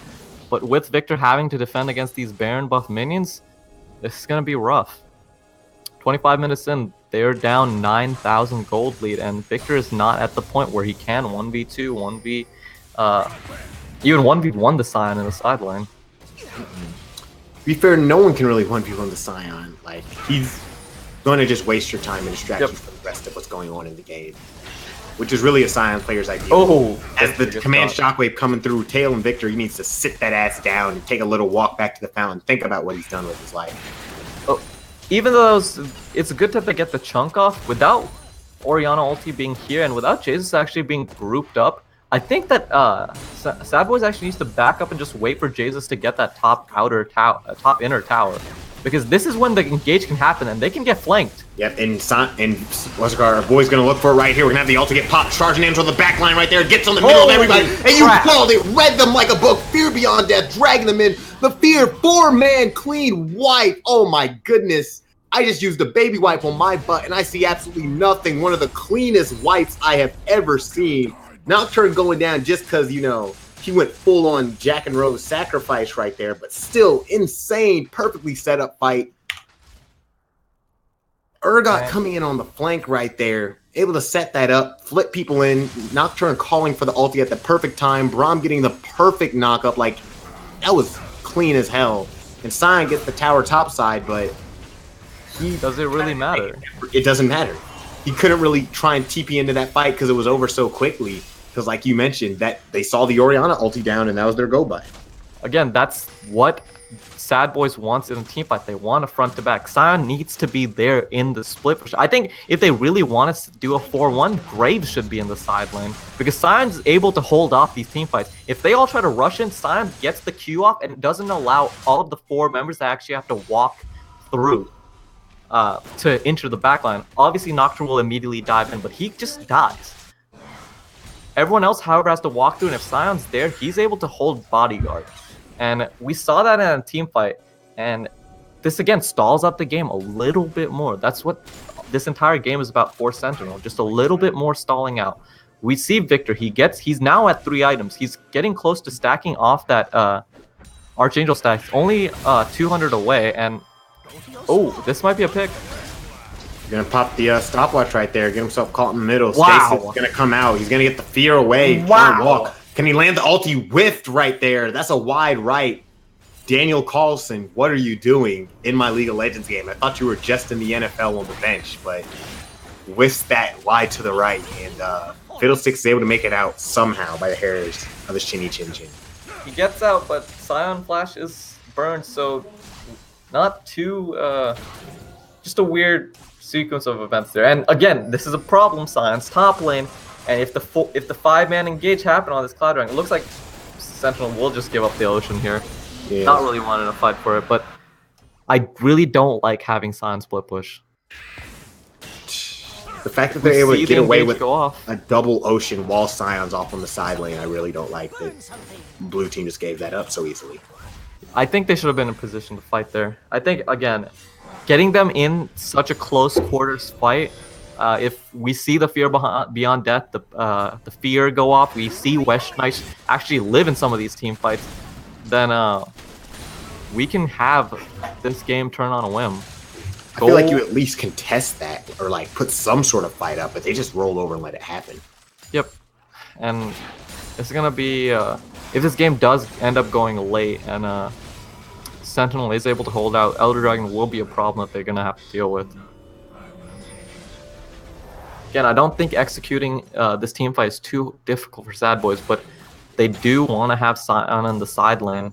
And as weird as it sounds, if the Sion's not there, this 8,000 gold lead really doesn't matter, as we've seen before. Baron's coming up in 30. There's only one ward that Sentinel has, even close to the Baron area, so they're definitely going to need to help move the vision in, and key part's going to be Braum here, but he's kind of just sitting around in the bot lane, making sure that Victor has some safe space to play with.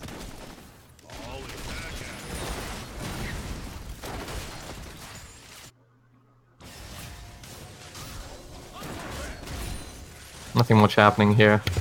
I was just talking shit about Braum, but I actually had my mic muted. I was saying by making a safe space, you mean placing not a single ward to help Victor and instead just clearing out enemy wards. Just clearing out vision, you know. You got, once you have your buddy near you, you feel unstoppable. That moral support. And again, if we ever see Weshnice leave the bot lane before Jesus does, we can always be ready for that flank. It's really just a matter of which top laner falls for the game with chicken first. Like, if both of them stay down here, this game is going to go on forever. Yep. I think this is a point in the game where we saw a game where Heimerdinger isn't able to break first tower early. He's not able to get the early lead. And this is when AD carries are really important, because ranged auto attack damage actually means something, not just a useless roll. People weren't saying in chat. Brain dead roll, sorry. Brain dead roll. Here we go, pounding away the health for mana trade. But Victor now actually has a lot of Victor's mana. Actually might be able to run this dude down. He can and keep chasing. Red team actually just forfeit all vision that they had around Baron Pit. This is really weird. I don't get what the call is here. Elder Dragon's not even close to being up, and they just kind of forfeit all the wards they placed around here. Now it's going to be a dark day for both teams. By the way, I think I had my mic muted too because I was biting pizza, but it's not going to be another. The next dragon's going to be another cloud before we get it. Oh, really? Wow. They killed it just in time. If you look. Oh, that's actually. I think that's unfortunate from the side of the red team. I think S.A.D.B.O.I.S really wants Elder to come up because that forces that 50-50 call. Do we give Elder to the three Elder Dragon Stack team, or do we contest the Baron? The classic Elder for Baron trade, but when the other team has 3 dragons, it is not a worth trade for you. I will tell you that. It is not. This is weird. Urgot's clearing out wards by himself. Interesting angle, gonna pop the speed boost. Shurelya's Reverie running in. They're gonna try to go on Urgot, but fuck that shit. He's too tanky. Nocturne gonna pop the ultra just to scare everybody off, and I think that's a pretty decent usage of a defensive ultra just to back the fight off. That's good though. Sion burns teleports, and now if they want, they can send Victor into the side lane. As long as 4 people are there, S.A.D.B.O.I.S shouldn't be able to take Baron. Nocturne shouldn't back here. Especially not out of the bush in vision. But... And we're just watching Heimerdinger clear out wards solo. What is it? What's going on here, boys? He's just running in the jungle biome. This is... He's actually might just die right here. Colin played incredibly well in the first game, but that was a really weird call. And he's that turret's not going to really do anything. Yeah, I don't know what just happened there. Colin tried to do a commando mission in the backline, tried to clear out some Baron wards, but my dude, you're surrounded. Colin checked his cash app and saw a little deposit right there come in because he doesn't have ulti to try and steal this. He's going to have to just walk in if they want to even go for a steal. Victor gets the gravity storm. Oh, that's dealing a ton of damage. Especially with the Baron, the debuff. MF going to get forced off. Westnish. Westnish, this is your time. Your team can turn this around. Sion's still in the pit. Wait, Fiddle's going back in the pit? Fiddle's trying to go back in with the ulti. Surprise party indeed. Going back and ulting over the wall. Able to get the kill on the Victor. Ladies and gentlemen, this is Prophecy Cup League of Legends. You may not like it, but this is what it is. Going over the wall. Urgot's going to get killed off by MF. Sion picking up a kill on the... How did the red team win that fight? And now, Nocturne didn't even make an attempt to walk in. He has ulti. He does it. Oh my god, he's going to steal Baron again? He's going to do it by himself? What level? No, he doesn't even go for it. No, okay. Wow. He was 2 levels down, so it would have been a hard, but he could have. It would have been hard, but yeah, I guess in that case he just doesn't want to burn GA for there's a chance of a stealing, but he stole in the first game. He didn't care in that situation. Why would he care now? I don't know, man. He definitely could have went for it, but let's talk about our boy Collinator and this Heimerdinger pick of his. Yeah, that was. I don't want to say that it's the Heimerdinger. It does. I don't think the Heimerdinger pick was bad, but there was just. I don't get what the call was to have Colin be sent into the backline to try to clear out Baron wards by himself when he knows that the enemy team is sitting around in blue side jungle. He could have just been sitting at the inhibitor towers chilling. Could have. Or he could have had another member of his team try to help him and assist him with having Baron wards. I mean, clearing out Baron wards. Cloud Dragon number 2. Almost stolen by Braum. Now, I think for Jesus' side, if I see this man in the side lane, I'm going to be really sad. He just needs to be with this team.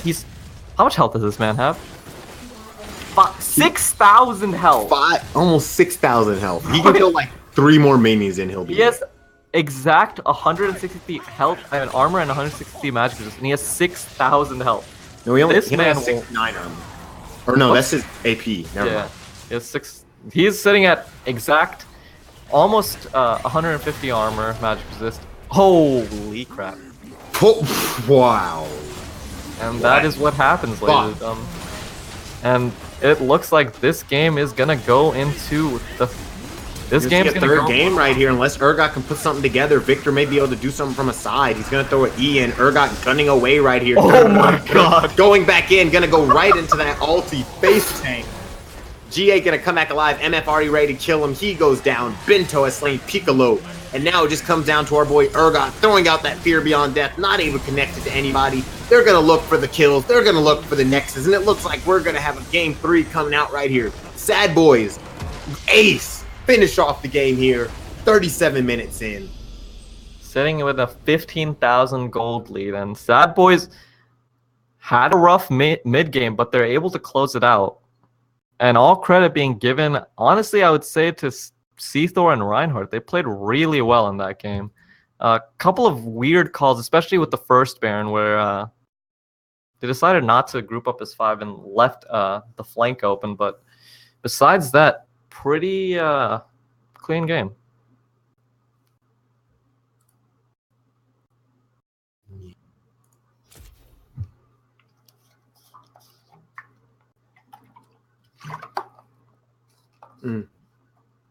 Gunjin, what's your favorite horror movie?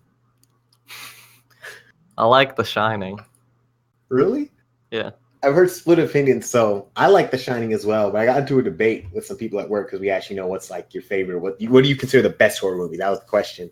And I also agree that The Shining is the best. I also said I feel the 1978 Halloween is up there. Alien is up there if you're looking more from a psychological standpoint.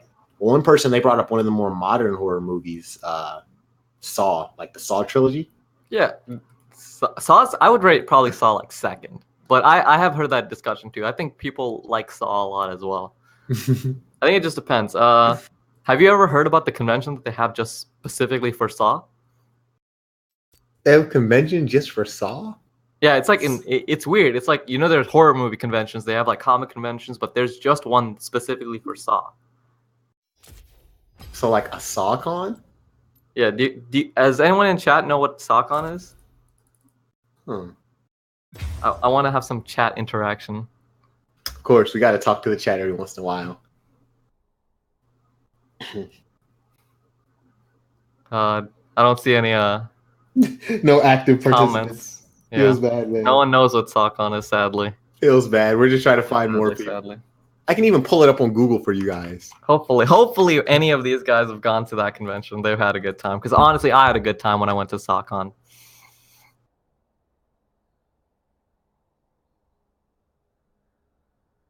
Hey, somebody said in chat.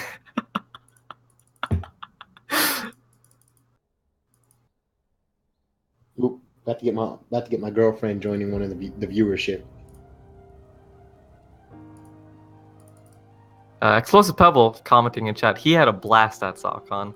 If anybody wants to know what SawCon is, I can give you guys the link for. It's actually happening soon for what SawCon is. Just if you want to know, just type in chat what SawCon is, like what's SawCon, and then I'll give you the details.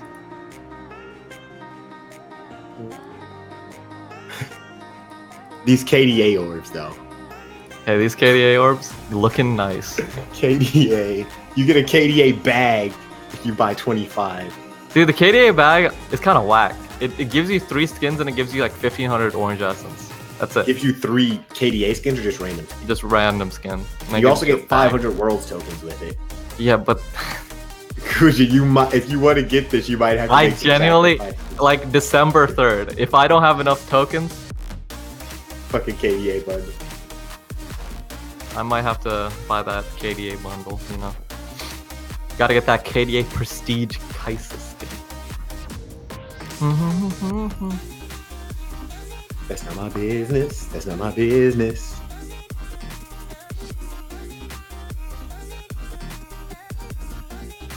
So game's going in 1-1 after some of the interesting changes we saw.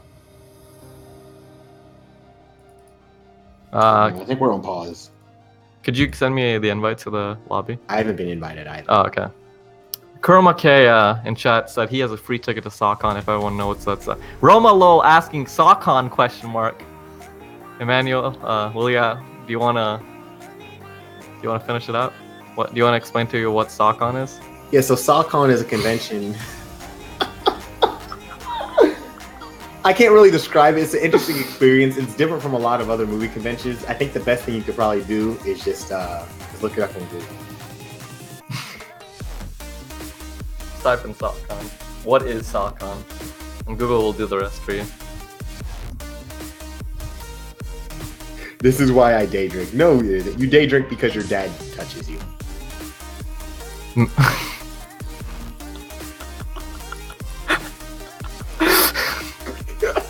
We are so childish. Like the fact that we're fucking 20-year-old men Hey man, I get paid fucking for military this. careers. This is what we do.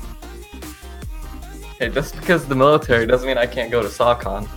SOCON is my parents took me to SOCON. My great grandfather took my grandfather to SOCON. Dude, the military lets me go to SOCON whenever I fucking want. It's crazy. They're like, you know what? You're going to SOCON. They tell me. And I just SOCON it up. No, I'm gonna put the fucking hard candy emote. I don't even remember what I have this one for. Put your eyes on me now. You wanna know what my favorite icon is? It's this one here. I'm gonna The one that you have, the only mythic or ultimate icon. ultimate icon. Shout out to everybody that played the Odyssey game mode with 2 or less augments. That's a big struggle. Earned by being in the top 100 players in beta, top 500. This is my favorite icon. TSM Season 3. So pretty much all of them. So there's the one you have, the Odyssey Zenith, and then all the other. There's the winning for during Clash beta, and then all the other ones are the challenger icon. The which one do you say? So the ultimate icons are all the challenger ones. The one you have, the 2 ones for people that played back in beta. Yo, And Manny, then- can you yeah. invite Prince? I can. Thanks. No problem, dude. Here, Prince, here's your invite to SOCON. Thanks. Hehehehe. Like I said, absolute children. They're great. You know who's not absolute children? The 2 competitors of this great best of 3 between S.A.D.B.O.I.S and Sentinels. And we are going into game number 3. They are tied up 1-1. We have seen great jungle performances in both games. By I forgot his name. By Seathor and Picholet. Come on, don't resident sleep from me, guys. Just because we're not talking about SOCON anymore doesn't mean we can't have fun. I only the one mythic icon. I'm so sad, man. I could have got these freaking the arcade one. Earned by Mythic Worlds Icon 2018. Earned by completing a ton of missions in Worlds 2018 event. I got that icon. It's dope. I still have 20 missions I have to do over the next 2 weeks. Jesus. Keep in mind, I missed the first month of Worlds because I was still in fucking Honduras. Alright, that's no excuse. I mean, you want to fake like you don't fucking boost for me, you could have at least done some Worlds missions. I don't have your account information. How the fuck did you lose it? Because I deleted you on Discord. That's right. He's upset that I didn't invite him to SOCON. Yeah. Just remember, invite your friends to SOCON. That's not a convention they want to miss out on. I'm gonna try. I actually haven't tried it at work yet. I'm gonna see how far it gets me. I almost got chewed out by a tech. That E6. actually knew the joke. No, he asked me genuinely what SOCON was because I was telling the joke, and I didn't want to say SOCON to him. I don't get why you wouldn't. Come on. So I just pussied out, and he was like, "Stop being an idiot." We are getting into pick and bans for game number 3 Game between number 3. S.A.D.B.O.I.S and Sentinel, going 1-1. S.A.D.B.O.I.S losing the first one, picking up the win in the game 2, and now we're in game 3. If you have not been here since the beginning, my name is Prince of Nepal, your color caster, and we have Colored caster. Racist. colored and color caster, and we have Manny or Sunny on play-by-play. S.A.D.B.O.I.S is not. S.A.D.B.O.I.S does not have their first 2 bans because they using a substitute top lane at the last minute. But we will get past that, and then we will get to the real pick and ban phase. And we're actually seeing an Akali ban here from the side of Sentinel. Did we see that in the first 2 games? I remember just Talia. I don't remember an Akali in the first I remember, one. yeah. Second ban gonna go to waste. Or not waste, get skipped over. I feel like I don't know. I've banned Akali so much with solo queue now, I can't remember. Insta Like, ban that champion. if I don't ban her, I ban Irelia. Dude, Because I don't want.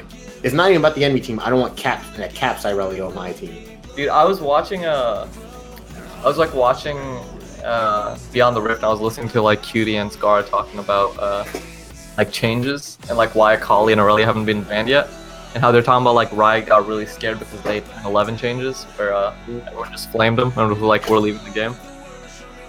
I hope next season they're definitely like, they need to hotfix some of this stuff, because Akali and Aurelia shouldn't be just perma banned every game. We see the Urgot pick up again on the side of S.A.D.B.O.I.S. Is that a different mid, or am I losing it? Oh no, wait, I'm losing it. You are. Yeah, I don't remember ever saying his real name. Wait, no, that is a different mid. That is, okay, that is a different BTS mid, right? mid. Okay, cool. I'm not crazy. Cool. I was like, I don't remember ever seeing this. Who was the other mid lane? I can't remember. But it wasn't BTS mid. It definitely wasn't DCS. So a little substitution coming in the mix, boys. What jungler will he pick as he? Do you remember the olden days of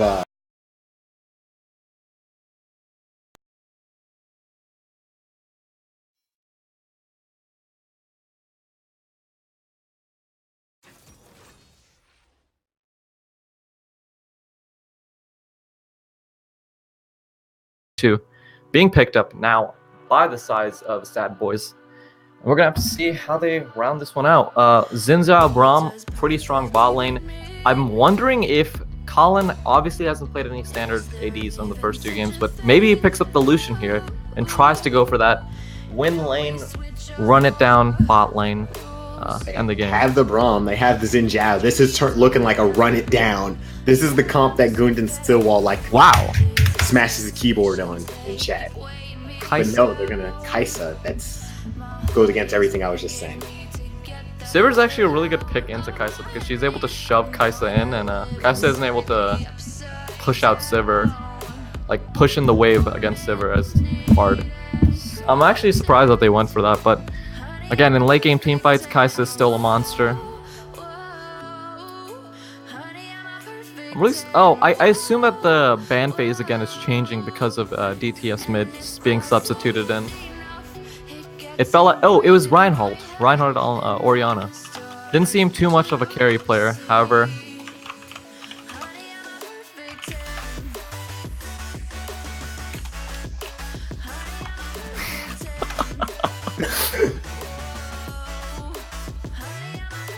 You're really bad at just stopping in the middle, like your brain can't process reading and talking. My brain, foreign brain, feels bad. You'd be the worst person to commit a fucking crime with. Like the cops would start yelling about "put your hands up" and like just listen to them say "put your hands up." You like stop to listen and realize you're not supposed to listen, and then running. Hey, come on, this is a cast, not a roast session. Chill out. Sion getting taken off the table this time. Not allowed to bring his head into the game. Victor as well. So we're gonna see some new picks in the top lane.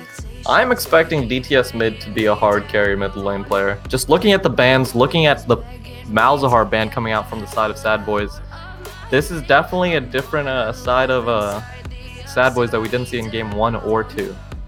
Reinhardt, that was his name. Yeah, I'm expecting DTS mid to pick like a hard carry here. Wow, we're really gonna see Ornn from the side of Weshnish. This is the comps on both sides are completely changing from what we saw in both game 1 and 2. Yeah, no, these are very interesting compilations of champions. They're champions. They're just different from what they were. It looked like game 1 in both the first 2 games it was way more jungle focused, but now we're seeing looks like more of a mid lane carry situation here. Morgana locked in to pair with the Sivir, giving her that double spell shield right there. See what they round out this mid lane with. Hard carries left in the mid. Zed. Zed. Ari Katarina? Show off that KDA skin, but Oh. Sidra. There we go. We're gonna see it. That's one of DTS's mids. I actually remember that. That's the one thing I dreamed about every night when I was in Honduras, watching DTS mid play Syndra. And let's see if Pickaxe either just goes for a negating pick or if he goes just for maybe his own carry versus carry matchup here. Time's running down. We haven't seen anything even hovered yet. What is the pickup gonna be? Swain. Don't know. We don't know.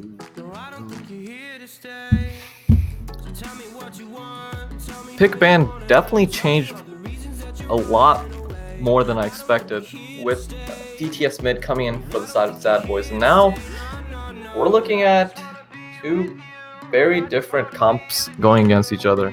Swain, Ornn, the side of Sentinels, they definitely are hoping for the game to prolong enough to where Kai'Sa and 4 very tanky boys deal with the world, while Urgot, Syndra, Sivir, they scale really hard and they can be aggressive, especially on 1 to 2 items. So I want to see how this game plays out. Early game again is going to be very important, and with Piccolit on Xin Zhao, I want to see him pressure some of these lanes and make sure that Seathor doesn't get his lanes ahead like he has in the first 2 games. Talon on the Kai'Sa, not on something like Heimerdinger or on Ziggs.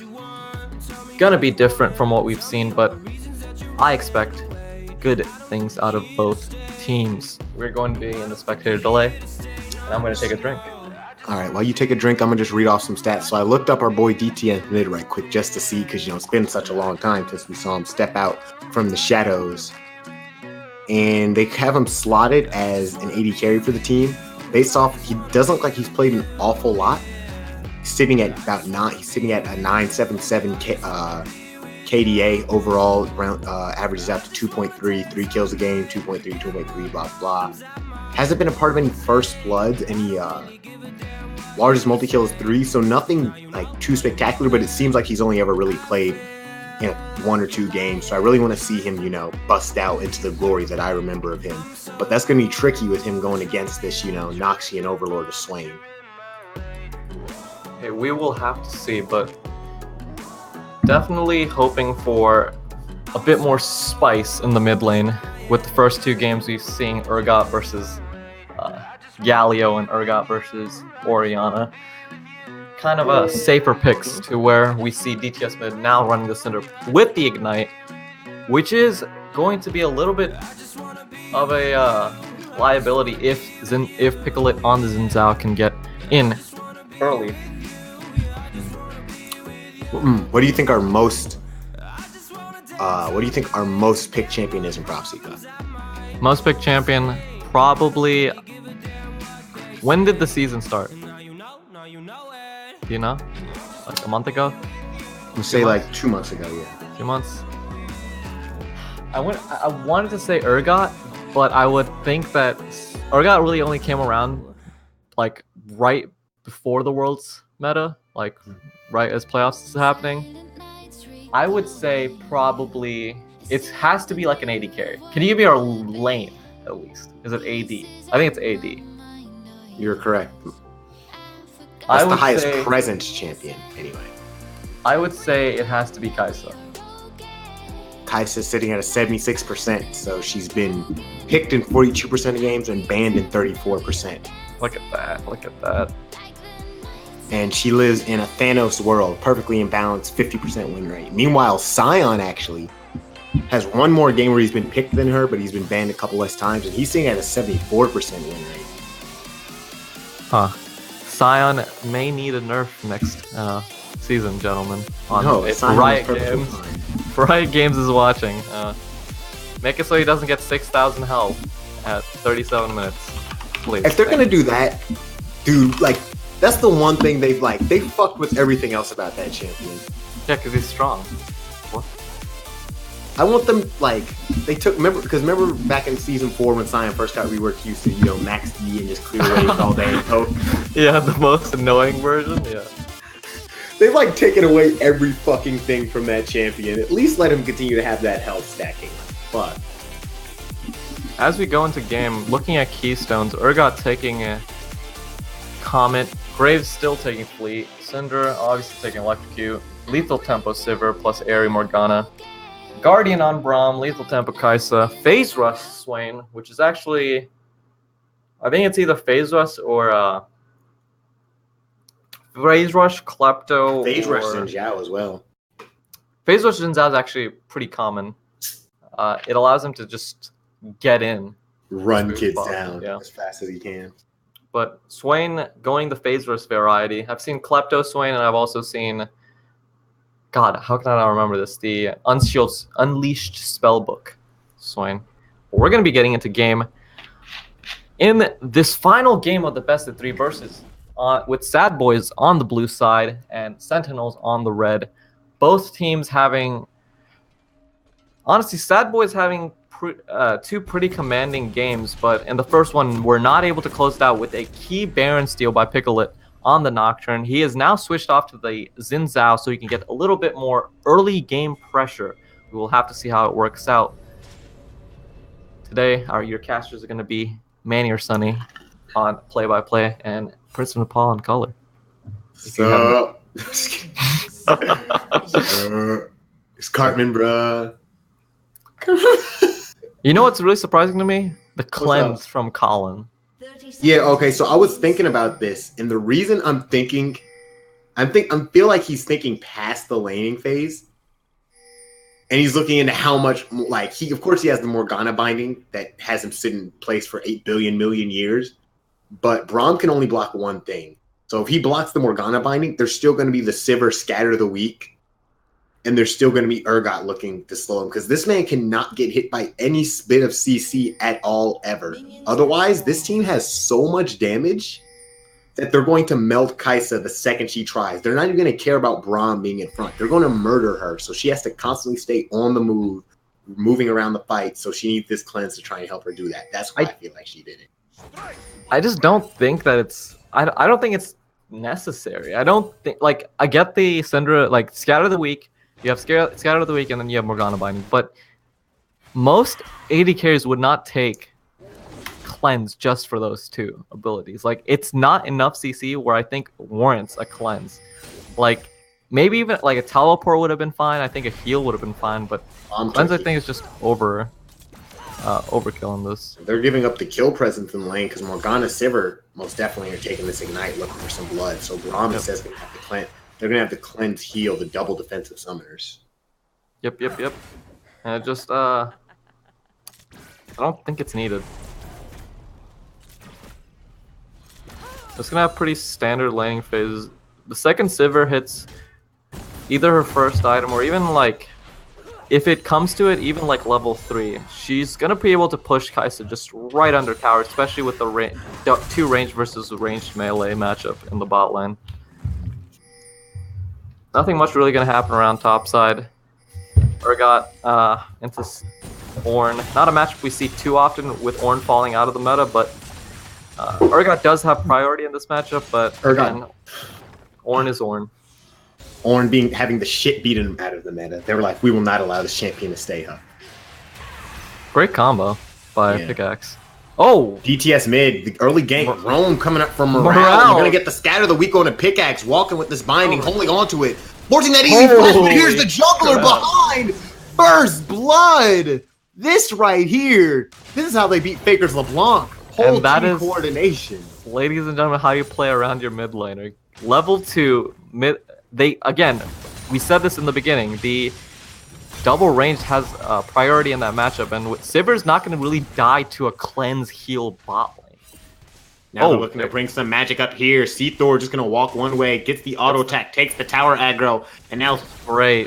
Ornn walking off, might actually get the Bellows Breath, claps the hammers together, Graves with this red buff, going to be able to pick this up easy peasy lemon squeezy. Wow, Thor sitting 2-0 at 3 minutes, and this is going to be really poor for the side of Sentinel. Piccolit was supposed to be the one that gets early ganks off, early game advantages, but with Graves, who is scaled even better than Xin Zhao, getting that 2 early kills, this could be another hard carry game by Thor. He's done it in 2 games before, and he might do it again. One game, and the other game he wasn't able to finish the job. Xin Zhao coming in trying to get some revenge. Oh! He strikes in, immediately forces that flash at a DTS mid. Incredibly close. Pickaxe actually was not able to do the pullback from his passive onto DTS mid, so wasn't able to give him, wasn't able to pull him closer into range. But And they are really scared of Morgana. yeah, They do not need to be this scared of her. obviously you're gonna take poke, but it's this lane is genuinely is rough though. Sivir does do really well into Kai'Sa. So I'm not surprised, but they are playing really safe, and even if they get hit by the binding in the end anyway, Yeah. it doesn't In matter. the end, it doesn't even matter. So here's the thing, Binto actually lost a decent amount of CS pushing the wave so aggressively, but Colin will miss CS in the end overall to this tower, so it doesn't even matter if he didn't properly push, like, perfectly push the wave into tower, because Colin in the end will have that CS just die to tower, and again we see this poke, unrelenting. I do think Colin should have just taken teleport in this lane. If he wanted to play it safer and not have to take Yo and have Braum take like Ignite or Exhaust, could have just taken teleport and just negated the lane phase, but chose not to, and we're gonna have to see how this plays out. Triple teleport, although, isn't exactly the best strategy, to be fair. It's not the best, but Kai'Sa is one of those champs where she can make almost anything work. They've tried to kill her off twice, but Kai'Sa, here, legends never die. They become a party. Braum Unless your name is Faker and Liquid in the fourth. Liquid in the fourth, yeah. I don't know what really Liquid in fourth. I don't know what happened right there. Police come into my building, but he was trying to hold the wave for Kai'Sa, but he didn't have vision in the bush, and so he just got clapped out by Morgana binding. going in Urgot right has here with a ulti. minigun from ulti. He's trying to get him low enough to shoot out the spear beyond death. One more Q. He's gonna shoot it out. Try and get a couple more autos in, and then Jesus getting the kill on the Wait, Y Schnee. this and is here on the a- tower. They're trying to go onto this Swain, but Swain doesn't exactly like this. Syndra's made her way down to this lane. Wait, so- They're gonna stun her up, and she's just gonna dance and accept What? her. There was no way she was making that. No, she wasn't, but just even going for that play was really iffy. That, they- that was a team call. Yeah, that was definitely a team call, but they went way too aggressive to try to, like, they should just try to focus down the tower. I don't know why Cinder was trying to, like, even aggressively push up and try to, like, stop Colin and Liquid from getting to the wave. She's not strong enough. She doesn't have, like, a first item yet. When P-Cup is losing viewers, feels bad, man. Are they? They didn't like RE into their ears. I need to also use my pop filter and filter out my voice. Dude, all this thing has done is like grind into my fucking desk. Like, I have no idea how I'm gonna explain this when I go to leave this room and they're inspecting my furniture. I think I'm just gonna turn it around so that it's pressed up against the wall and they don't see it. Hey, dude, my sink had a like a leak for like months, and I never knew. And then one time I was washing dishes, and it like the water started pouring down from the like the cupboard. It had so much water damage, and I reported it. And they were like, they tried to fix it, and two like airmen came to fix this like the sink. They ended up fixing it, but they didn't fix it like well enough, so there's still somewhat of a leak. So when I turn this stuff in, there's gonna be so much water damage. I was gonna be like, it's been my roommate, not me. Pabst Blue Ribbon, disgusting. If you drink that, something's wrong with you. Morale clearing off this ward, vision for his team, doing a pretty good job. Early game Morgana picks up the Mobies to keep himself as that constantly moving threat around the map. Because like you said, Sivir is not dying to this Kai'Sa Braum pairing. And So she's just able Morgana's to free to just go mess with people. continually just push the wave in. Just walks back, and it allows Morgana to just have no fear in leaving the lane. And then she comes back and hits the binding. This is definitely feels like a Prince of Nepal Sivir player. Gets Right here, stun off. throwing this out. They're going to get the stun up on a Braum, bring the Destiny call back. Ornn! And then the ulti from Syndra right there, just guarantee an easy kill. Ornn ulti not even doing much. Sentinel knew that play was happening because they roamed Ornn down really early, but just not even able to prevent it. And this tower is probably going to fall now. So we're gonna hit some auto attacks on the way out. Needs to be a little careful. Kaisa might be able to jump in right here. She's gonna get behind her. Silver's gonna pop the ult to try and run for her life right here. Gonna flash forward. Kaisa actually able to pick up a kill. Make me eat my words. And here we go. Graves coming in now. He's trying to get in this fight. Help keep Silvana alive. So much damage from that Q into the wall. Wait! Exploding it. DTS mid now roaming down, and it's a whole on party. Cinder throwing her balls everywhere. The lead member of the Star Guardians able to get herself a piece of this action and pick up another kill onto the Kaisa, evening out this into a 1-for-1. But Braum is really low and looking like a juicy target. And the biggest hero of that team fight for the side of Sentinel was actually Weshnish. He canceled out the Urgot TP before it came through. If Urgot ever gets that fight, that's a wipe for the side of S.A.D.B.O.I.S. They would have picked up at least 2 kills, but Weshnish canceling out that TP leaves it pretty open. Can we talk about Jesus taking Arcane Comet on Urgot? Yeah, it's not bad. Most Urgots take Unleash Spellbook because it's not like nothing else is really good on him. Yeah, it's not like Arcane Comet does enough to where like you kill him in the lane, but obviously Jesus was able to kill Wishnish in the lane anyway, so I don't know. I would have either liked an Aftershock or an Unsealed Spellbook, like you said. Having that versatility that his comrades have had in the previous games. In terms of skin game, though? Battle Cast is... No, Cowboy Urgot. What? There's a Cowboy Urgot skin? Yeah. And when he eats people, it like makes like a train sound, like the... The best. Nothing beats Crab Dot solely because I like the sound of crab legs slapping together. No. Like that subtle sound effect. Cowboy. I may be biased though, because my state animal is a crab.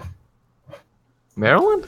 Yeah, that's the Maryland blue crab. We literally have a crab on our license. If you have the old license, to all my UMBC guys in here, if you have the old license, throw them up in the chat because I still have a crab on my license. It's our state animal. What's the Jersey state animal? Since you know you're a proud New Jersey resident.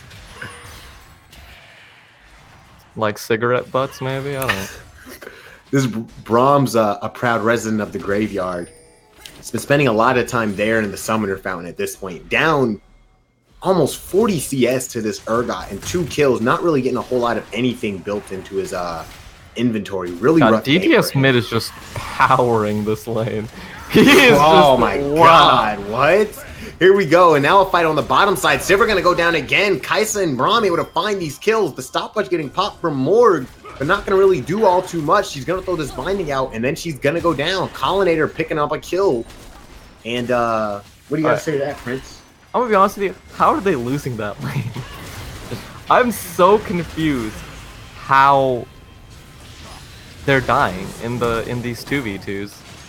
Like they have more summoners that like matter in a 2v2 than Kaisa should not be here.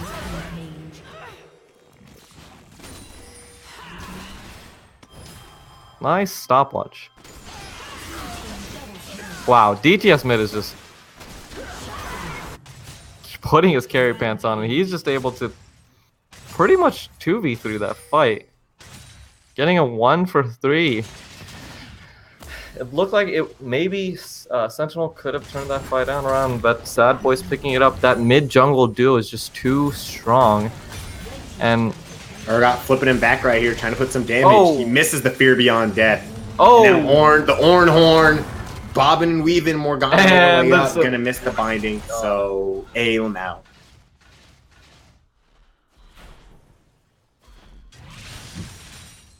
That was DTS is getting a little bit of a fat belly right now, as well as Graves. A little bit strong. You're seeing. Oh shit! Graves has a cigar again. Yeah, he's had a cigar for a while. I think start of the season he got a cigar.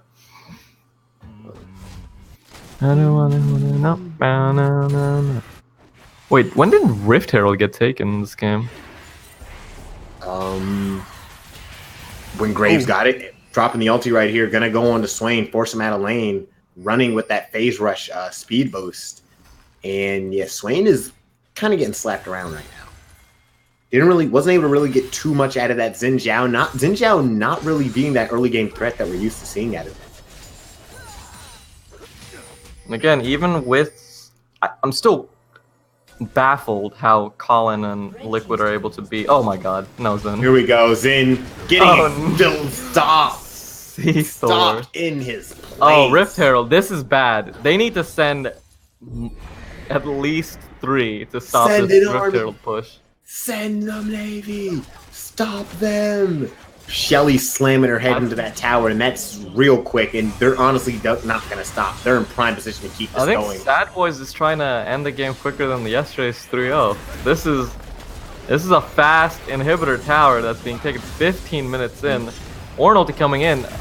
Jesus doesn't have teleport, so this is just going to be a 4v4. It looks like we're going to start this indeed. Here we go. We're going to have them going in. Morgana flashing out of the spike to reposition. She's going to end up getting taken down by Wee Schnee right here on the backside. Syndra is in a healthy spot, but she doesn't really have any spells, so it just comes to Grave and these auto attacks, which can't be too much. Wow, he's going to keep it going. He's going to 2v5, flashing forward, getting 1 kill. Everybody running with their tails between their legs. The aid the bot lane was lost for the blue team, but Graves having all this health. Now here comes the Ornhorn missing out of the way, and they're just going to keep going. Kaisa coming in with the ulti, going to go on to get the Bellows Breath. Zinjao coming in, and Graves might be able to take this fight to Kaisa, and now Brahm's going to feed his body, and Syndra's going to go down. It's going to be the jungler on jungler action right here. He's going to reload a shotgun, bob and weave, left and right. Can he take him out? Triple kill for the Graves. No mana coming down to his dying breath, picking that kill up, and he's going to get this inhib with this ace for his team, and he might go down right here as he picks this up. Oh, picks it up. Wait, if he doesn't die, okay. There's no way he doesn't die right there. But holy crap. See, Thor, the change in S.A.D.B.O.I.S' play between when Reinhold and C-Thor were here and DTS mid and C-Thor, not to put Reinhold down at all, but DTS mid and C-Thor are this like, they're a commanding mid-jungle duo. They, like, if you disrespect them for a minute, they will just run you down. And Kaisa, look of S.A.D.B.O.I.S has changed completely. Oh, Silver. Oh no, honey. Oh no. What have you done? No, baby, what is you doing? And the biggest winner of that fight, just like Duke yesterday on IG, Jesus just sitting in the bot lane, just kind of letting his team 4v5, and they win, get the inhibitor tower, and now we're sitting at almost a 10k gold lead at 16 minutes into the game. Syndra having almost 2 items complete, C-Thor sitting on his Warrior Enchant plus Dustblade, and I think he's going to go Bloodthirster's 3rd item. This is a dominating performance from the side of S.A.D.B.O.I.S. 100% S.A.D.B.O.I.S, man. Everybody in a good position. Urgot was able to win his lane solo on the top side, and then Graves was able to just take command across the map in all these other lanes. Despite his bottom lane, you know, getting clapped around, Syndra built up such a big lead, and Graves especially, he picked up that triple kill, but he was already 6-1 and 5, just an absolute madhouse. And now he's leading the charge in the mid lane. This gunslinging Mafia master gonna look to get this mid inhib tower and then get the middle inhibitor, busting open the base one piece at a time. And he wants to go for the ulti execution. Ornn calling out the Ornhorn, gonna smash it back out. Sivir gonna use the spell shield. And now they're going under the tower. Syndra gonna use the ulti, gunning down onto these towers right here. They're looking like they want to go for this. Smacking away, Zinjao resetting the fight, blocking everybody from outside of a range, but it's only gonna last for so long. Almost getting ground to pieces, but Urgot ends up going down and he lives another day. Here's Slane on the backside, trying to cause some sort of distraction, has the ulti ready to explode. Syndra gonna get the E and the scatter the weak. One more orb should be able to do it. Yes, made a Slane pickaxe. And now here we go, our mid-jungle duo looking to close this game out. It's all down to Ornn and Kaisa trying to save this base. Pickaxe has in fact left the game, as the base is gonna slowly fall apart. Graves might bit off more than you two, gonna get knocked up right here by Ornn, and he's still gonna live. Bob and even healing. He is alive, ladies and gentlemen. Call the reporters. We found Harry Potter here on Summoner's Rift.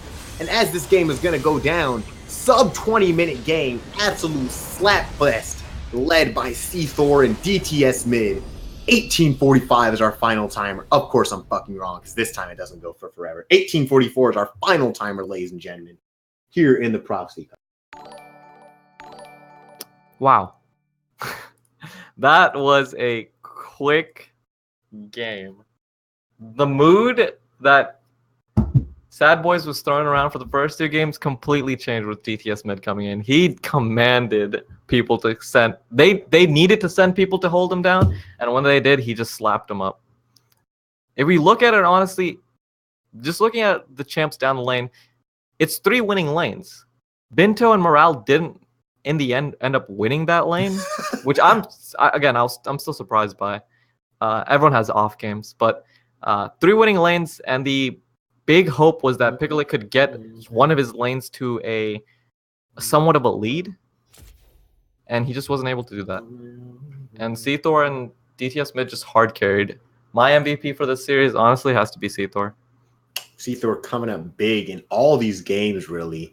He hard carried all 3 games. Unfortunately, the first game, Piccolo was just able to get that Baron steal, and they were able to turn around. But every game, it felt like he was always in control. Yeah, take a look at the damage graphs. Seathor doing 18,000 damage. That's 1,000 DPM. Looking at Collins' damage. No, not Collins' damage. Binto's damage on Simmer. Hey, he did things. He was there. But Rom did more damage than him. You know what the real statistic is? Total damage to towers. Yes. 6460. That's what I like to see. So do you guys do an interview with winners, or? If they want to, I would love to drag Seathor. I want to drag the bot lane up here so we can flame them, but no, I don't. Yeah, they literally did 0 damage. Oh, hey guys, what's up? Hey, what's up? Seathor. Oh, he has a toxic role. Be careful with him. Doesn't everybody on this? No, only the toxic people like you have the toxic role. Wait, you don't have it because you left. Fuck. Yikes. Well, what's up, Seathor? How's it going, my dude? Nothing much. Just played a series, as I predicted it. Predicted indeed. You in the end of that game, you had some of the fanciest fucking feat I've seen. Like taking that fight at the top in here, taking Xin Zhao absolutely to his limits right there, showing us what Graves is capable of. You really, Prince Nepal was talking about, you guys really seem to switch up your team comp coming into this last game, along with the switch up of the mid laner.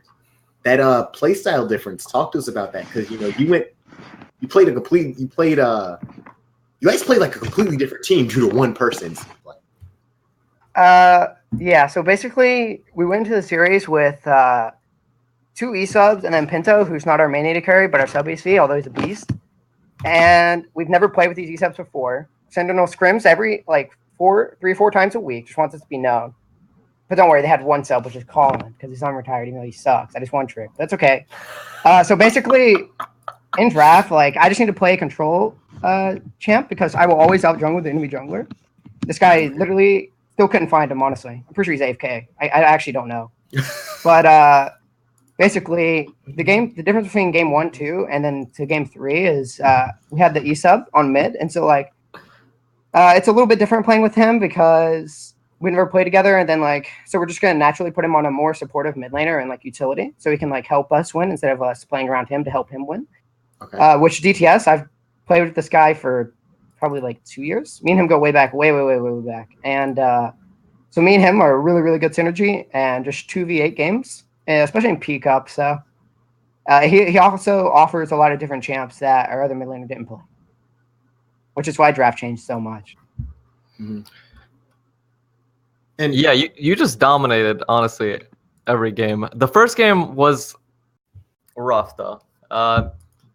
Talk to us about that, because you guys, you were popping off. I think you were 13-4 at the end of that. On Italian, but man. after that Baron steal happened, and especially with I'm not flaming. I'm not a flamer, but once you gave your top laner a 2-0 lead, and then he got solo killed by the Victor, that was definitely rough. But yeah, so like I said, that's the first game we've ever played with these players. This is my second game of the last 4 days. Sentinel scrims 3 to 4 times a day or a week, by the way, just so everybody knows. And basically, our top laner has never played versus Victor, and I don't know if he plays Clyde or not, but it just seems like he couldn't abuse the matchup as hard as he could have, which is fine. Just playing around top that game, it was the guy literally ran it down. So there's nothing much I can do about top lane not winning there, but I definitely threw in comms definitely made some really bad choices with fights we took, and especially at Baron. There was a lot of miscommunication, and I didn't speak up enough when I should have about like what could have happened and what should have happened instead. But I'll take blame for that for sure. And that's basically it. I mean, the enemy team kind of just, I don't know, they just don't play the game the first 5 minutes, it seems. They Like, definitely have we're much Hey, go slower ahead. early game than you guys. You guys definitely even the game you guys lost, you guys controlled the early game really well. It seems like in mid game you guys have a little bit of issues, but obviously that happens when you guys have new players. But when you and DTS were coming in the third game, there was never a mid game lull. You guys just kind of ran it into their heads. So good games on all of that. Emmanuel, you got anything else? Yes, so I was just gonna say, playing that game for you guys right there, Sentinels versus the S.A.D.B.O.I.S. I love seeing you guys make that turnaround almost as much as I love seeing my girlfriend. But my question for you is, going into you guys' last game of the season, you guys are playing GT Not Cannon, who's currently sitting in 7th place, and you guys are holding down this first place spot. So more likely for how the rosters are looking, you guys are going to end up having the first seed going into these playoffs. How do you guys see yourself preparing with that bye, having that extra time to get yourself into that, to carry this momentum that you guys are bringing forward? Because like I said, you guys look like a swaggerific team when you have your whole team together to possibly bring yourselves a Proxy Cup championship back home. So we've scrimmed maybe twice this whole season. Basically, our preparing is basically adding everyone in our scheduling part and figuring out who's going to play. That's our preparation, basically. And honestly, I think I'm just better than almost any other player. I'd say Night at the Z is probably second best jungler in this league for sure. Me and him are like just by far the best. And I think Baby Shark will be the ones that will end up playing in finals as well. So I think there's just a really big skill gap between us, Baby Shark, and the rest of the league. Well, there you have it. The gauntlet has been thrown down. Alpha jungler, hard carrying 2 out of 3 games, and we'll hope to see you in the playoffs. I hope to cast another game by you guys because you guys definitely tore it up. I got nothing else, Emmanuel. I don't either. If you want to go back with your team. All right, man. Thanks for casting our games, guys. And No problem. can I just give a shout out real quick? Go ahead. Yeah, twitter.com/CVT_jungle, guys. All right, y'all have a good day. Hey, you too, dude. And there we have it. Another game down, another series down in Prophecy Cup, and another chapter written in the books. What a day. C-Thor coming in, Alpha Jungler, DTS Mid coming in, Alpha Mid Laner. Able to carry the S.A.D.B.O.I.S to another win. On this day, 11/3/2018. I've been your caster. I was gonna say Emmanuel. Oh, wow, I love it, dude. You were about to say my fucking first name too, really. You're about to put my full legal name. I was like, yeah, I was about to say social security number as well. Hey, that's all you need if you wanna. That's all you need to save your dog. Come on. Of course. I've been your caster, Prince of Nepal, with my beautiful, handsome, great boyfriend. Whoa! Slow down, kid. Color. Slow down, kid. You haven't even. We've been on one date, and you won't stop calling me. Yes. Hope you guys have a great night. Indeed. Toodaloo. Dad. Back to high quality.